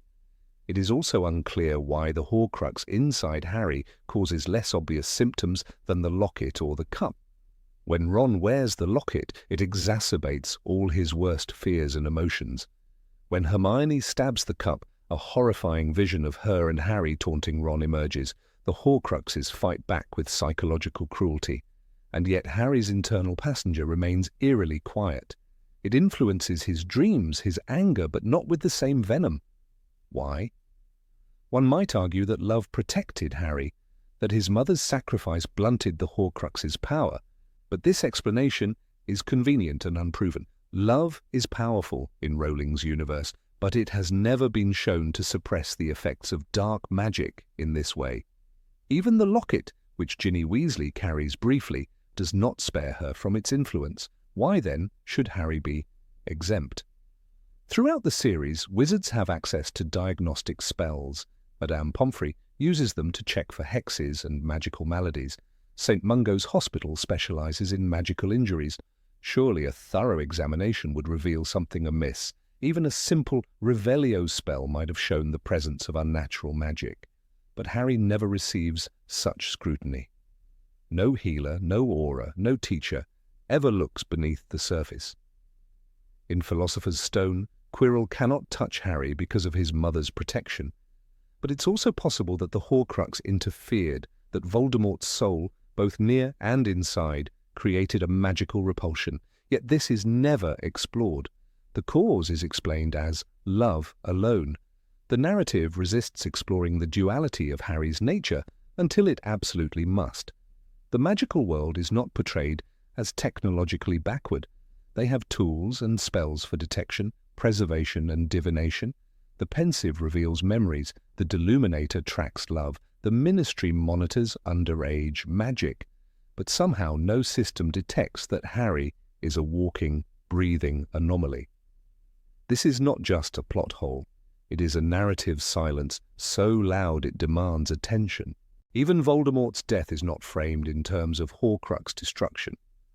When Harry casts Expelliarmus and the Elder Wand turns on its master, it feels symbolic, poetic, but it sidesteps the deeper question: what happened to the soul fragments? Did they drift into the void? Was there justice for the damage they caused? These questions linger because the logic of the Horcrux plot was built for spectacle, not for coherence. The idea that Harry was a Horcrux all along is thematically rich. It ties him irrevocably to Voldemort, raises the stakes of his journey, and adds poignancy to his death. But it also creates a series of logical inconsistencies that Rowling never fully resolves. For a world so deeply invested in magical lore, the rules bend too often in service of drama, and so we are left with a story whose emotional power is undeniable, but whose internal logic frays at the edges. Harry Potter, the boy who lived, also lived with a piece of a murderer inside him for 17 years, and no one, not Dumbledore, not Snape, not the Ministry, not even Voldemort, ever truly noticed, not because they couldn't, but because the story wasn't ready for them to know. Number 24, spells that only work when convenient. The duel in the Department of Mysteries should have been a turning point. Spells flashed like lightning, hexes and counter-hexes ricocheted off walls, and curses screamed through the air. In the midst of it all, Harry Potter, barely 16, wielded Expelliarmus like it was a sword forged from the will of destiny itself. The disarming spell, simple, clean, almost playful in its original use, became his weapon of choice, against Death Eaters, against Voldemort, against death itself. But the moment you look closer, the illusion cracks. How can such a modest spell ever stand its ground against Avada Kedavra, a curse made of death and darkness? The answer is simple and unsatisfying, because the story needed it too. Magic in the wizarding world has a seductively elegant aesthetic, Latin-rooted incantations, wand movements, and emotional focus. It promises structure. It hints at an underlying system, but when battles unfold, when wizards face off and stakes rise, that promise dissolves. The rules don't just bend, they vanish. Spells behave not by their definition or magical mechanics, but by narrative necessity. And no example reveals this better than the erratic logic of Protego. In Order of the Phoenix, when Harry duels Bellatrix Lestrange in the Ministry, he casts Protego in a moment of desperate defense. She laughs. She dodges. The spell has no effect. But earlier, the same incantation used by Snape in Half-Blood Prince is strong enough to knock Harry across the room and cut his cheek. Not deflect, not shield, attack. So what exactly is Protego? A barrier? A blast? A tool of last resort? Or a power punch for the elite? It does whatever the plot needs it to do. This is not a matter of nitpicking. In a well-constructed magical system, power comes from consistency. The stakes rise when the audience understands what is possible, what is impossible, and what price must be paid to break those boundaries. In Rowling's universe, we are denied that clarity. A spell can be deadly in the hands of one character and harmless in another's, not because of skill or emotion, but because of plot armor. Consider Stupefy, the stunning spell. It's used throughout the series, often to great effect. During the Battle of the Department of Mysteries, it knocks out adult Death Eaters, but in Deathly Hallows, Harry uses Stupefy against Voldemort during the final duel, and the two spells, Stupefy and Avada Kedavra, clash in midair with Golden Light and Phoenix Song. It's poetic, it's powerful, but it's also nonsensical. Stupefy is not an equal match for the killing curse. It never has been, but in that moment, Harry's spell needed to matter. And so it did. The inconsistency reaches absurdity when we recall that Expelliarmus, the simple disarming spell, is Harry's signature move. As far back as Chamber of Secrets, he uses it in duels, but its effectiveness becomes inflated with time. In Goblet of Fire, Harry casts it against Voldemort during the graveyard duel. The result? A magical phenomenon, priori incantatum. Wands connect, shadows emerge, Harry escapes. It's dramatic, but Expelliarmus should have done nothing in that moment, and yet it does everything. By Deathly Hallows, this same spell defeats Voldemort. It is the final blow, the last spell Harry casts before the Dark Lord crumbles. Not Expulso, not Sectum Sempra, not anything from the vast and dangerous canon of magical warfare, just Expelliarmus. Why? Because Harry is the protagonist, because this is his story, but the decision to make a disarming charm the spell that ends the most feared dark wizard in history undermines the very concept of magical combat. There are no rules, only results that serve the emotional arc. Nowhere is this more damaging than in scenes of high stakes. Take Half-Blood Prince on the Astronomy Tower. Dumbledore is weakened, cornered, wandless. Draco Malfoy arrives, followed by Snape. Dumbledore pleads with Snape, not for life, but for promise. Then Snape casts Avada Kedavra. The spell, bright green, sends Dumbledore over the edge. But there is debate. Did the spell kill him, or did the fall? Did Snape weaken the curse? Did Dumbledore, already dying, orchestrate his death? The spell's effect is vague. In theory, Avada Kedavra kills instantly. No pain, no blood. But its visual consequences shift. Sometimes it knocks the victim backward, sometimes it drops them silently. The spell acts with cinematic flair, not logical consistency. This is not a trivial issue. When rules change to fit the scene, tension suffers. A duel between wizards becomes theatre, not warfare. Who wins depends not on power, intelligence, or preparation, but on the needs of the moment. That makes every spell a narrative wild card. Take Sectum Sempra. When Harry uses it on Draco in Half-Blood Prince, it nearly kills him. Blood pours out of invisible wounds. The spell is dark, powerful, and unknown. Yet Snape, who invented it, is able to reverse the damage with a murmured counterspell and a wave of his wand. Never again is such a powerful countercurse mentioned. No one else uses it. Why? Because only Snape needs it. No other character gets wounded in quite the same way again. Magic in the Potter universe often functions like a convenience tool. When escape is needed, spells appear from nowhere. Accio summons broomsticks from hundreds of yards. Aparicium reveals ink. Alohomora opens doors. But when such spells could be useful later, say escaping the Malfoy Manor, they are absent. Accio wands is never uttered. Alohomora forgotten. When Harry and his friends are locked in a dungeon with no way out, their vast repertoire of spells suddenly fails them because tension is needed, because magic cannot be a solution until it can. There's a deeper issue too. Power levels are never clarified. Dumbledore is powerful, that much is clear. But what makes him so? Is it knowledge? One technique? Emotional strength? In Order of the Phoenix, his duel with Voldemort is a rare moment of visual mastery. Fire, water, glass. The two most powerful wizards clash, but even here, no spells are named. The scene dazzles but lacks explanation. What was cast? What was countered? Readers are left in awe, but not understanding. That awe without structure becomes empty. This chaos of consequence is nowhere more evident than in the use of unforgivable curses. Crucio causes pain. Imperio removes will. Avada Kedavra ends life. These are meant to be final, forbidden. But Harry uses Crucio on Caro in Deathly Hallows. No backlash, no consequence. He casts it successfully, despite earlier being told that such spells require hatred. Bellatrix once mocked him, "You need to mean it, Potter." But when the plot demands justice, Harry means it just enough. The curse lands, the pain is real, and yet, in other situations, even the Death Eaters fumble their spells. The rules of spellcasting, intent, pronunciation, wand movement, are emphasized in early books. Hermione constantly reminds Ron to pronounce Wingardium Leviosa correctly. But later, during battles, these details fade. Spells are shouted in chaos, precision disappears. Still they work. Why? Because a messy battle would be unreadable.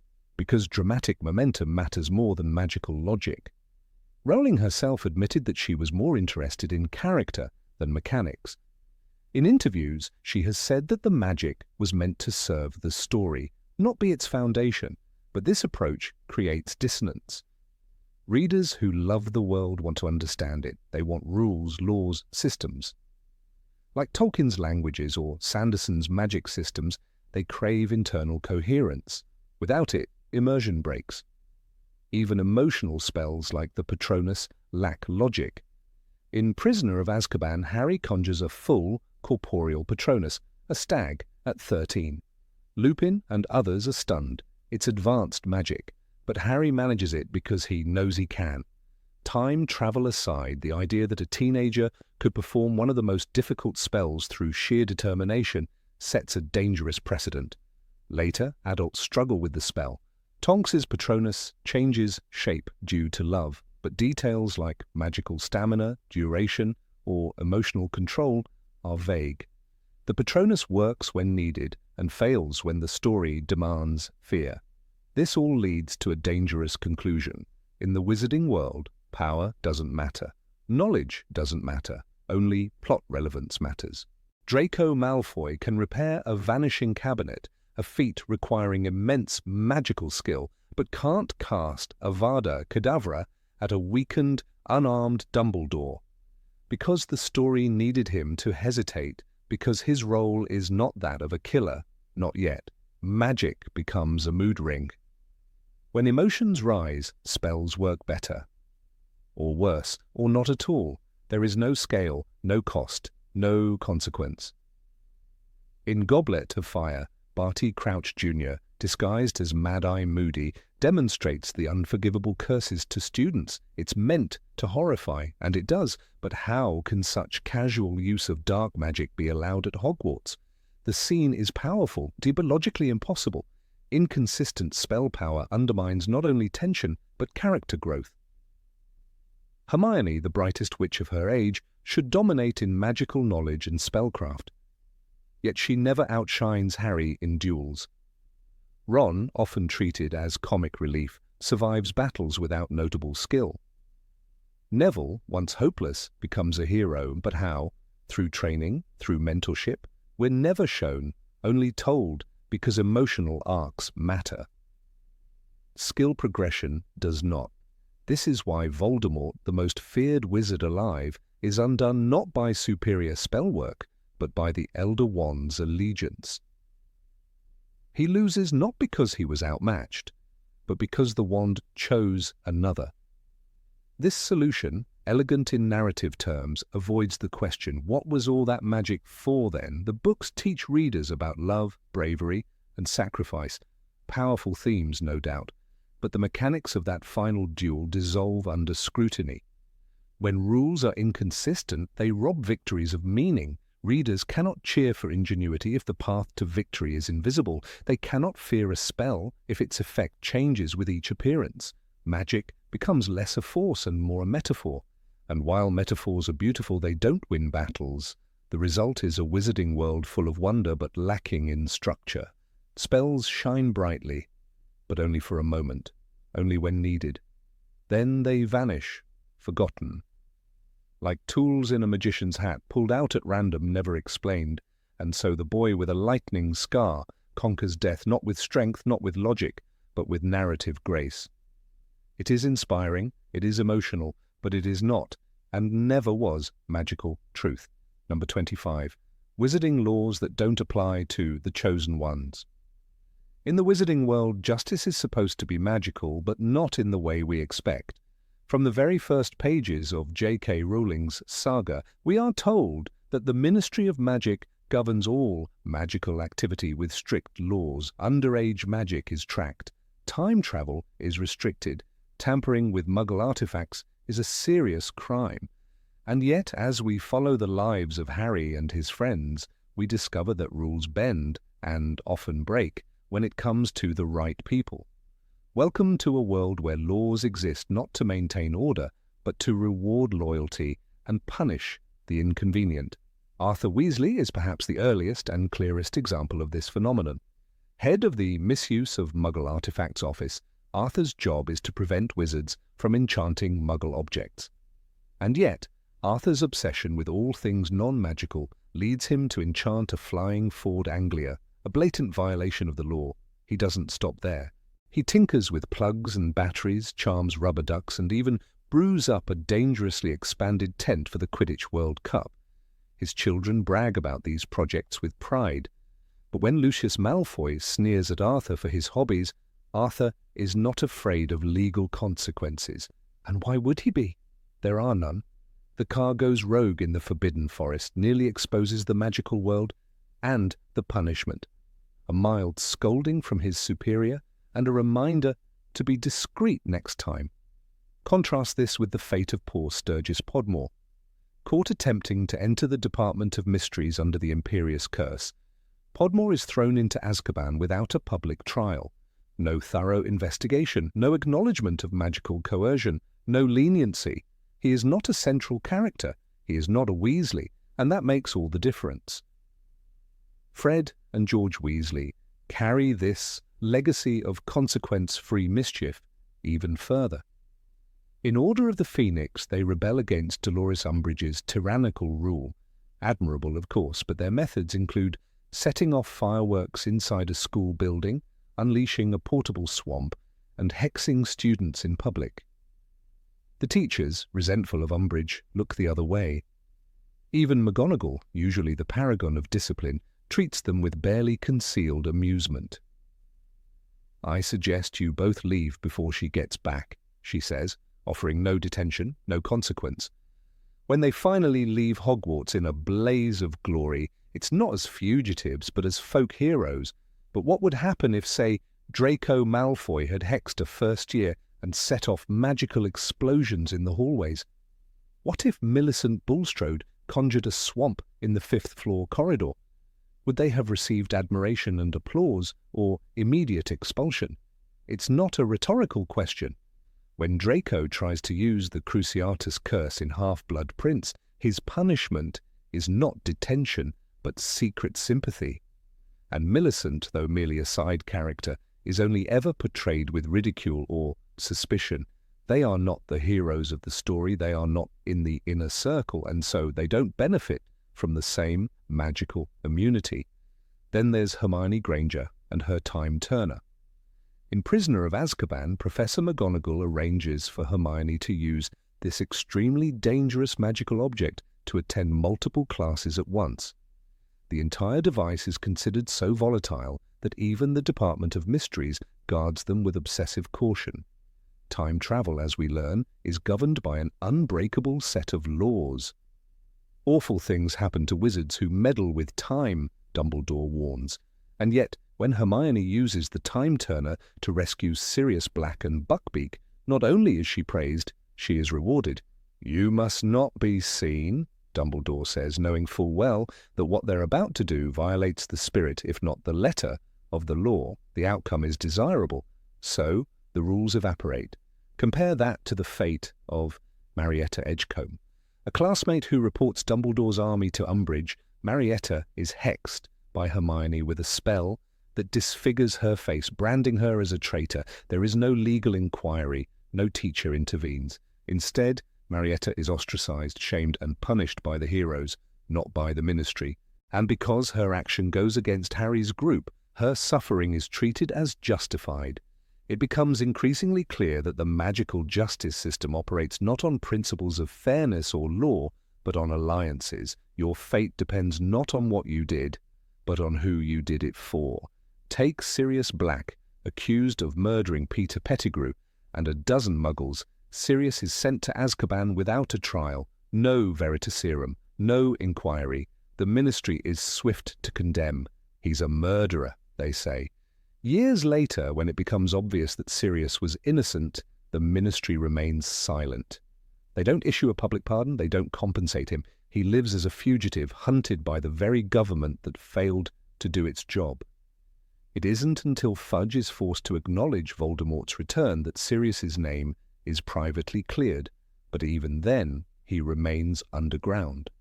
Now contrast this with Dumbledore's handling of Barty Crouch Jr. in Goblet of Fire. The man was masquerading as Mad-Eye Moody, manipulating the Triwizard Tournament and endangering students' lives. When he is finally unmasked, Dumbledore insists he be kept alive to testify, but Fudge intervenes and Crouch is given the Dementor's kiss, erasing any possibility of understanding how deep the conspiracy goes. One could argue it was a political move, but what's more revealing is how Dumbledore frequently works outside the system when it suits him, while others are crushed by the same system for lesser crimes. Consider also the fate of Stan Shunpike. In Half-Blood Prince, the Ministry, desperate to appear competent, arrests Stan for supposedly being a Death Eater. There is no real evidence. Harry knows he's innocent and argues on his behalf, but Stan is not part of the chosen circle. He is not a Weasley or a Dumbledore's army veteran. He's just night bus conductor. So he rots in Azkaban, another pawn sacrificed for optics. Meanwhile, Harry himself breaks laws almost routinely. He uses magic outside school in Chamber of Secrets, flies a broom in violation of curfews, and consistently defies Ministry orders. His most serious offence comes in Order of the Phoenix, when he uses a Patronus charm to ward off Dementors in Little Whinging. The Ministry immediately seeks to expel him. "You are hereby expelled from Hogwarts School of Witchcraft and Wizardry," the letter reads. But then Dumbledore steps in, orchestrates a hearing, and wins a vote. Case dismissed. Law bends. Privilege prevails. There's a curious moment in Order of the Phoenix when Percy Weasley, by then estranged from his family, writes to Ron warning him not to associate too closely with Harry. It's only a matter of time before he's expelled, Percy writes. While we are encouraged to see this as cowardice or disloyalty, it rings with uncomfortable truth. Percy is not wrong about how the Ministry operates, but his mistake is believing that the law will apply to Harry the way it does to everyone else. Even Dobby, the house elf, suffers under this double standard. When he uses a hover charm in Chamber of Secrets, it's Harry who receives a warning. Underage magic is tightly monitored, we're told, but when Fred and George apparate within the burrow, or when Ron uses a broken wand to turn a rat yellow in Philosopher's Stone, there are no letters, no consequences. The trace, it seems, is a selectively applied tool. Dolores Umbridge, as horrible as she is, becomes the avatar of what happens when the system is weaponized for personal gain. Her reign at Hogwarts is legally sanctioned by the Ministry, her decrees carry the weight of law, and her punishments, though cruel, are technically within the scope of her power. And yet, when she is dragged into the Forbidden Forest by centaurs, no inquiry follows, no effort to rescue her. She is discarded like an unwanted tool. Even Harry and Hermione, who essentially lead her into that trap, face no punishment. In fact, their reputations only improve. This favoritism is not merely narrative convenience. It reflects a deeper truth within the magical world, that power, legacy, and loyalty to the right causes determine your fate. The law, like magic itself, is malleable. It stretches for the noble and snaps for the nameless. Consider the treatment of Snape. For years he walks the tightrope between two worlds. A former Death Eater, he is accepted into Hogwarts under Dumbledore's protection, but even his complex redemption arc does not spare him from suspicion or contempt from others. He operates in a grey zone, obedient to law but never embraced by those it benefits. He sacrifices everything, yet never receives the adulation that follows characters like Lupin or Sirius. In the end, his memory is honoured quietly, almost awkwardly, because he was never truly one of them. Then there's Peter Pettigrew, a true criminal responsible for the deaths of James and Lily Potter, a loyal Death Eater who helps resurrect Voldemort, and yet he escapes justice for years, hidden in plain sight. When he is finally exposed, the Ministry is too slow to act. The only justice he receives is poetic, not legal. He dies by his own magical hand, a final twist of the loyalty he never truly deserved. And so we return to the central question. Is the magical world truly ruled by law or by loyalty? From Arthur Weasley's enchanted car to Hermione's tampering with time itself, we see that the most sacred magical laws are not absolute, they're negotiable, and the negotiations happen behind closed doors, in the corridors of power, among those who are trusted, beloved, or indispensable to the cause. Democracy in the wizarding world is a myth. What we see instead is a meritocratic monarchy where reputation is currency and the laws are mere suggestion, unless you're on the wrong side of the story. Then, and only then, they become a cage. Number 26, the school's total failure in mental health. In the magical halls of Hogwarts, where staircases shift and portraits whisper secrets, a haunting void lingers behind the illusion of wonder. Potions bubble, charms dance in the air, and transfiguration turns matchsticks into needles. But beneath the polished wands and enchanted ceilings lies a chilling oversight. Hogwarts School of Witchcraft and Wizardry, the most prestigious magical institution in the wizarding world, has never shown the slightest interest in the emotional well-being of its students. Magic may mend broken bones, vanish wounds, and cleanse poisons, but the heart, the mind, those fragile, aching chambers are left to rot in silence. Consider Harry Potter, the boy who lived, the symbol of resistance, the child hero upon whose shoulders the fate of the magical world often rested. At 11 he discovers he is a wizard, is thrust into a new world, and simultaneously learns that his parents were murdered by a dark wizard so feared that most people cannot speak his name. This traumatic revelation would shatter any child's sense of stability, and yet not a single adult in this new world thinks to guide Harry through his grief, his confusion, or the weight of expectations pressed onto him. No counselor, no mental health professional, just a pat on the back, a train ticket, and a sorting hat. It is not just Harry. Neville Longbottom lives in the shadow of tortured parents, committed to St. Mungo's long-term care after being driven mad by Death Eaters. He visits them during holidays, bringing candy they do not recognize, watching the ghost of his mother hand him empty wrappers. Neville carries this trauma every day into the classrooms of Hogwarts, but no teacher ever offers him support. He is mocked, belittled, and ignored until he grows into heroism through his own painful path. There is no system in place to help him process the horrors he's endured. Hogwarts teaches him how to handle a mandrake, but not how to live with heartbreak. One of the most glaring examples of this neglect lies in the aftermath of Cedric Diggory's death. In Goblet of Fire, Cedric is murdered right in front of Harry during the Triwizard Tournament, his corpse returned to a shocked crowd. Harry, who witnessed the killing, who saw Voldemort rise again, is dragged away, questioned, and eventually dismissed. Dumbledore, though he grieves, offers Harry no personal comfort. Madame Pomfrey heals cuts and bruises, but Harry's mind, rattled by horror, is left unattended. There is no trauma debrief, no therapy session, just a bed in the Gryffindor dormitory and a vague suggestion that time might do the healing. Even more disturbing is how adults expect children to cope with trauma like soldiers. After the battle at the Department of Mysteries, where Sirius Black dies before Harry's eyes, we see the boy descend into a maelstrom of guilt, rage, and unbearable grief. He destroys Dumbledore's possessions in a fit of pain. And what does the school offer? Dumbledore confesses to avoiding Harry because he cared too much. Not one staff member, no McGonagall, no Flitwick, no Pomfrey, ever sits with him, lets him cry, or speaks about Sirius.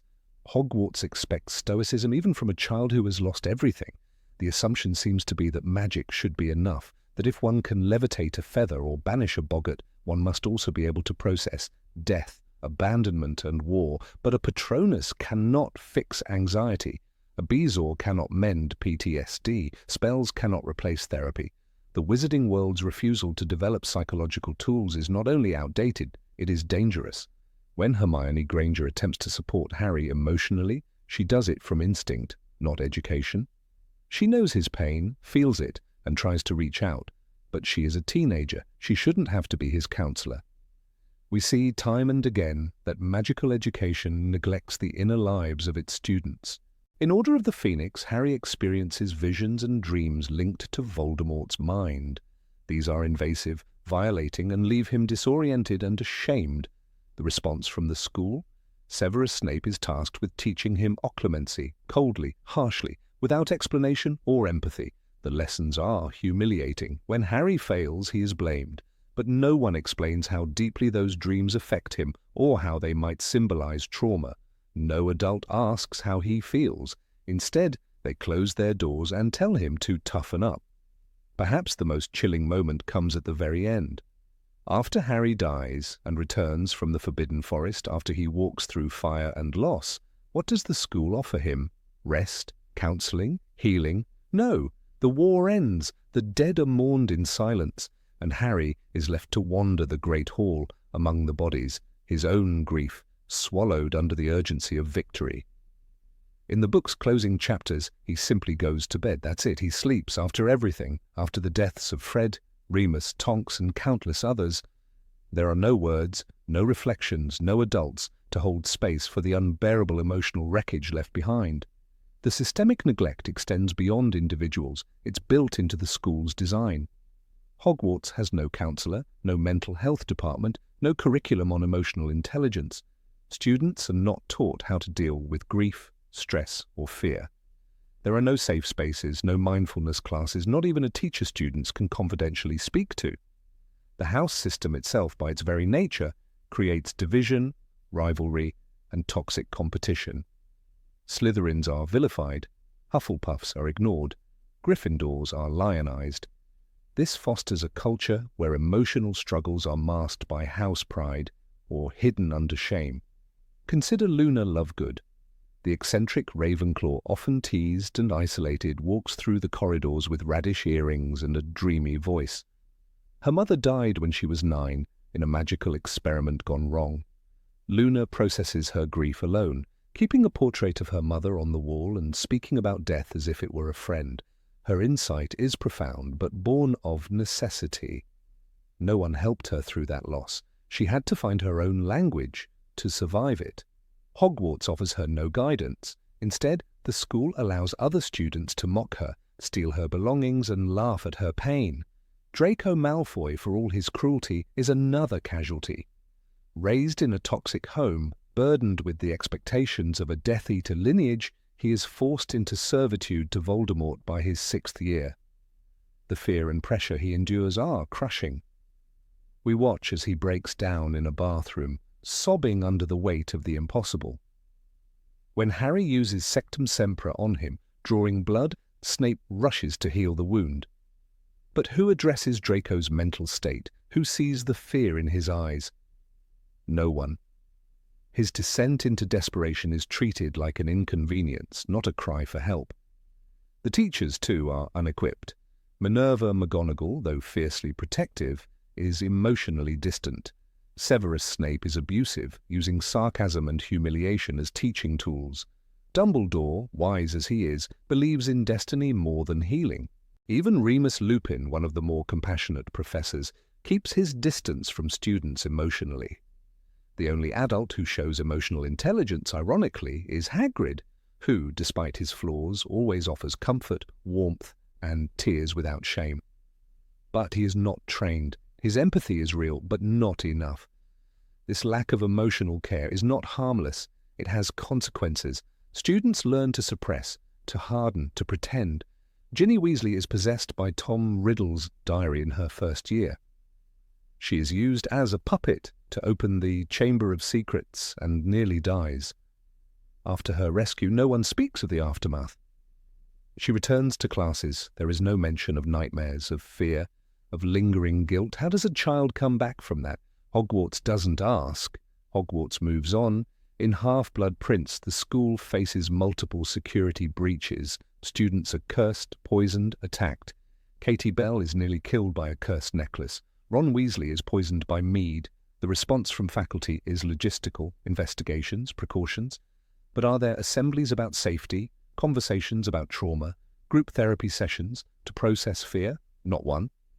The students are expected to continue their studies, attend classes, and carry on as though the walls haven't bled. The most damning detail comes from the final battle itself. The Battle of Hogwarts is a massacre. Students fight and die on school grounds. Fred Weasley, a symbol of joy and mischief, lies dead in the rubble. Colin Creevey, a child, is found among the bodies. And yet in the Deathly Hallows there is no plan for recovery, no mention of post-traumatic care. The survivors, those who walk away limping, crying, trembling, are left to piece their lives together in silence. Hogwarts, rebuilt in stone, forgets the ruins inside its children. Even in the epilogue, when we meet the next generation, nothing has changed. There is no mention that the school has evolved, no hint that students are now taught how to cope with emotions, loss, or the weight of magical responsibility. The cycle is poised to repeat, quietly, tragically. The children of war heroes will enter the same halls and face the same neglect. The tragedy of Hogwarts is not in its ghosts or dungeons. It is in its silence. It is a school that teaches how to duel, but not how to mourn. It trains its students to face dragons, but not their own reflection. It rewards bravery, but punishes vulnerability. And in doing so, it raises generations of broken children who grow into broken adults. This magical world, rich with spells and ancient wisdom, failed to discover one of the simplest truths, that the human mind, magical or not, needs healing too, that there is no spell for trauma, no charm for sorrow, no potion for peace, that sometimes what a young witch or wizard needs most is not a wand, but a listening ear and an open heart. And so, as we reread the tales of bravery and darkness, of triumph and sacrifice, we must ask, who healed the children of Hogwarts? The answer, tragically, is no one. They healed themselves or they didn't, and that, in the end, is the most unforgivable curse of all. Number 27, why does the Ministry even have departments if one person decides everything? Of all the shadowy institutions in the wizarding world, none is more complex or more contradictory than the Ministry of Magic.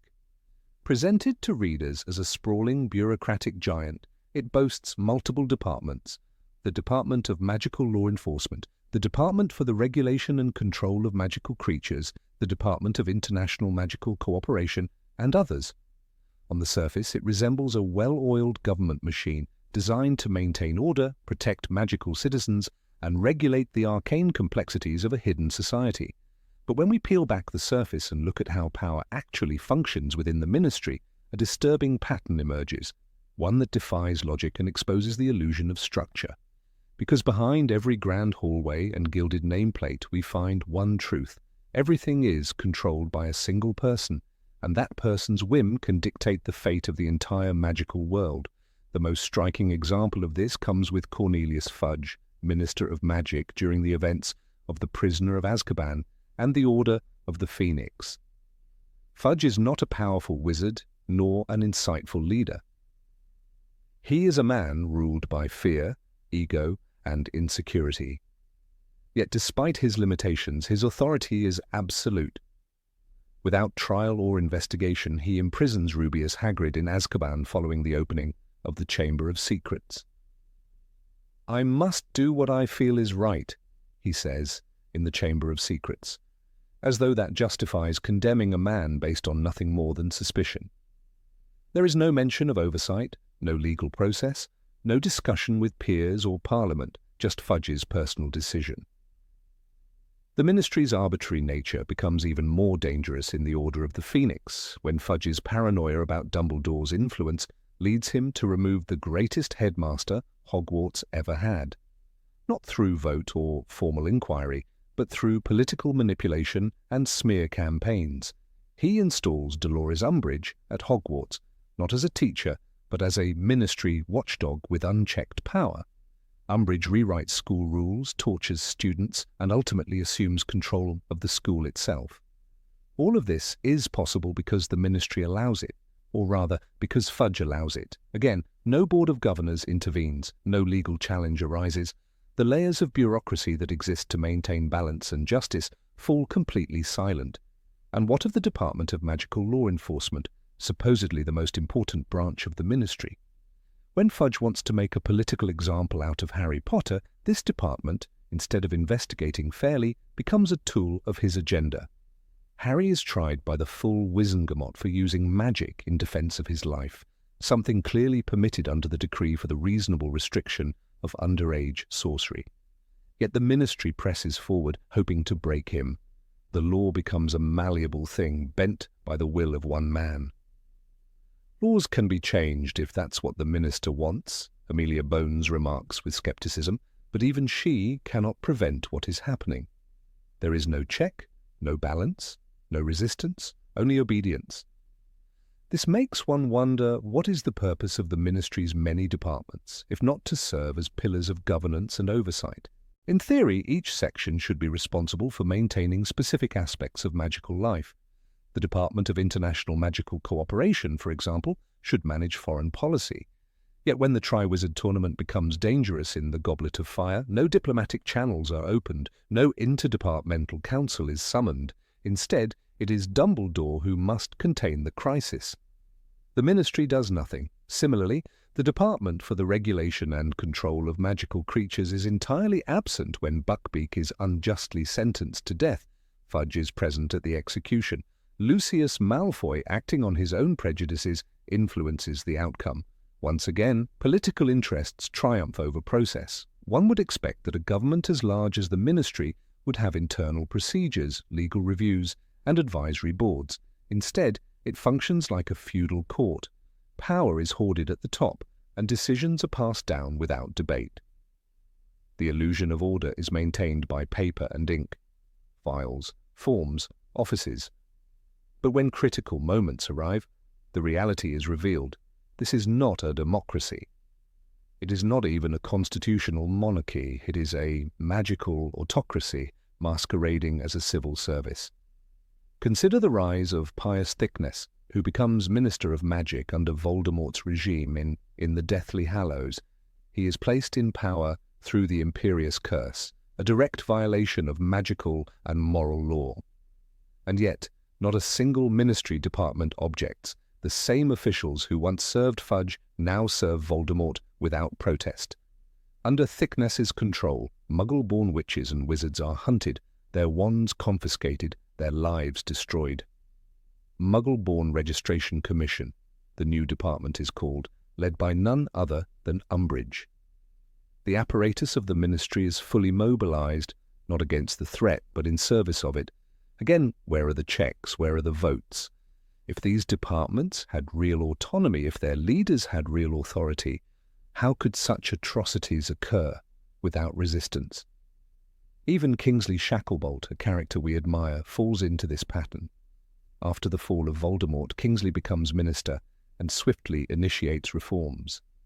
He removes corrupt officials, restructures departments, and installs new leadership. But again, all this change is directed from the top down. We are told Kingsley is working hard to eliminate the remnants of the old regime.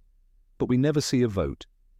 We never hear of a new constitution, a charter, or an assembly of wizarding citizens. The same structure remains, only the figure at the top has changed. The very idea of the Wizengamot, the Wizarding High Court, is meant to provide legal accountability, but we only see it functioning when political motives are in play. Harry is tried before them in a hearing meant to discredit Dumbledore. In the Order of the Phoenix, it is not an impartial proceeding, but a spectacle. He's just a boy, Dumbledore insists, yet his words fall on deaf ears. The Wizengamot is not independent. It is manipulated. When power shifts, so does its loyalty. This contradiction goes to the heart of the Ministry's identity. On paper, it is divided and complex. In practice, it is centralized and fragile. A single voice can silence many. A single signature can imprison, banish, or condemn. Even during peacetime, the Ministry behaves more like a royal court than a democratic institution. When Percy Weasley joins the Ministry and becomes enamored with its hierarchy, he is not drawn to the nobility of public service, he is seduced by power. "I'm working directly under Mr. Crouch," he brags, clinging to status rather than purpose. It is a telling detail. Dolores Umbridge's ascent offers another disturbing view into how authority operates. She becomes Hogwarts High Inquisitor not through election or merit, but by decree.